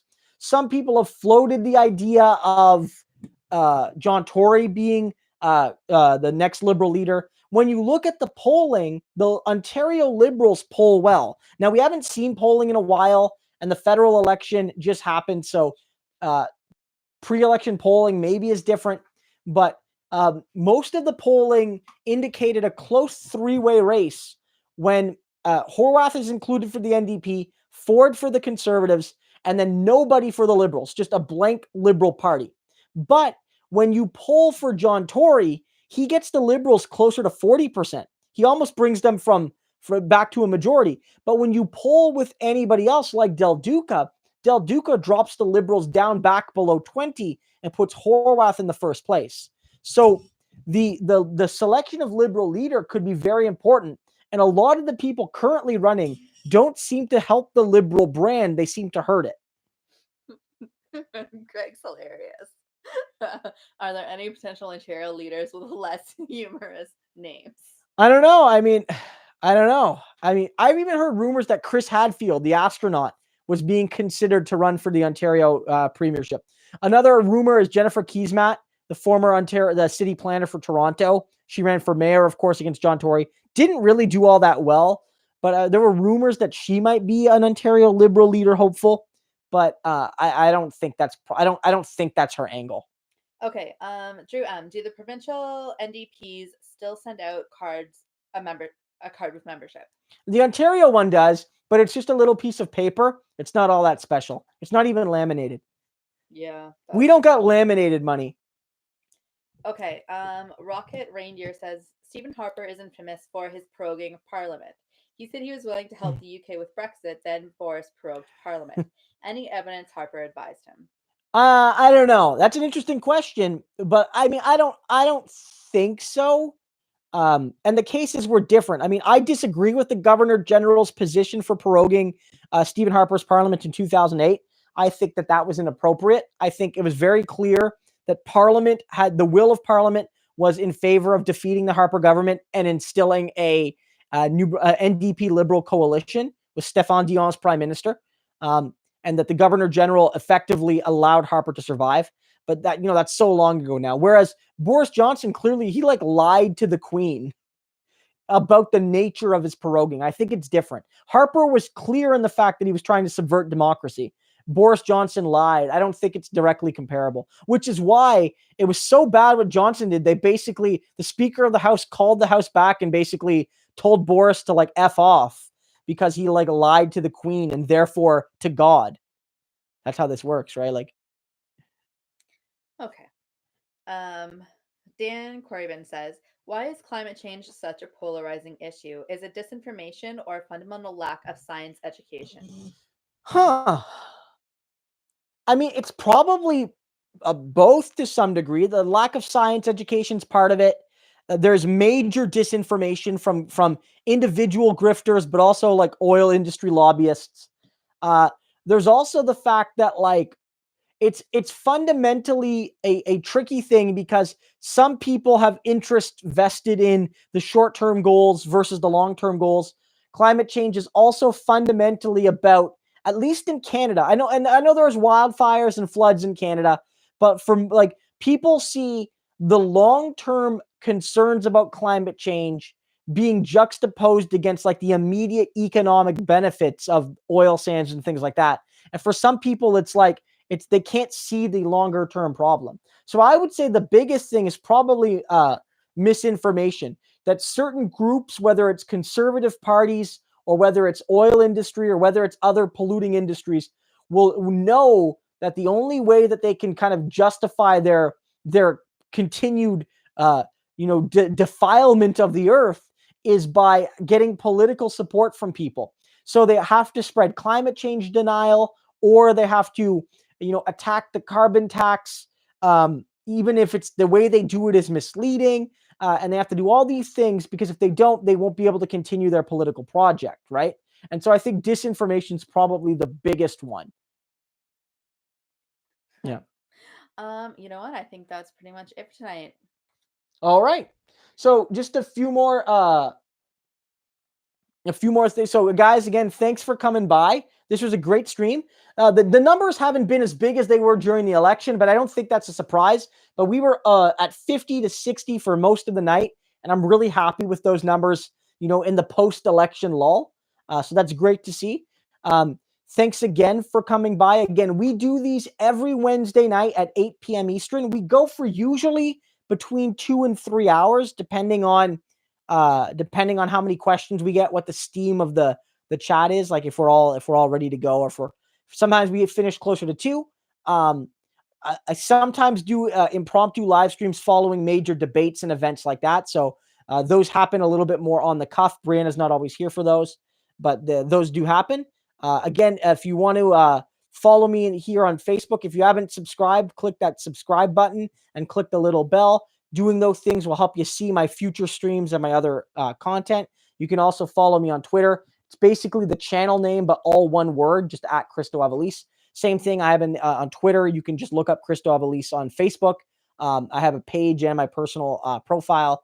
You could certainly follow my page and maybe send me a friend request.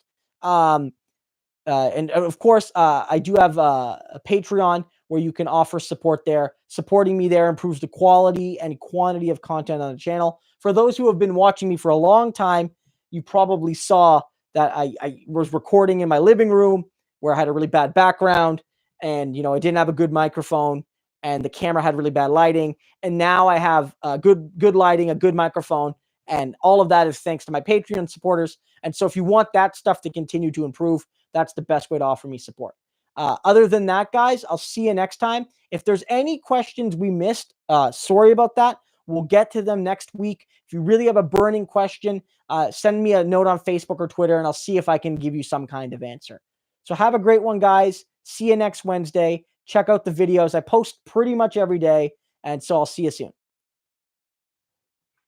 Bye, guys. Bye, guys.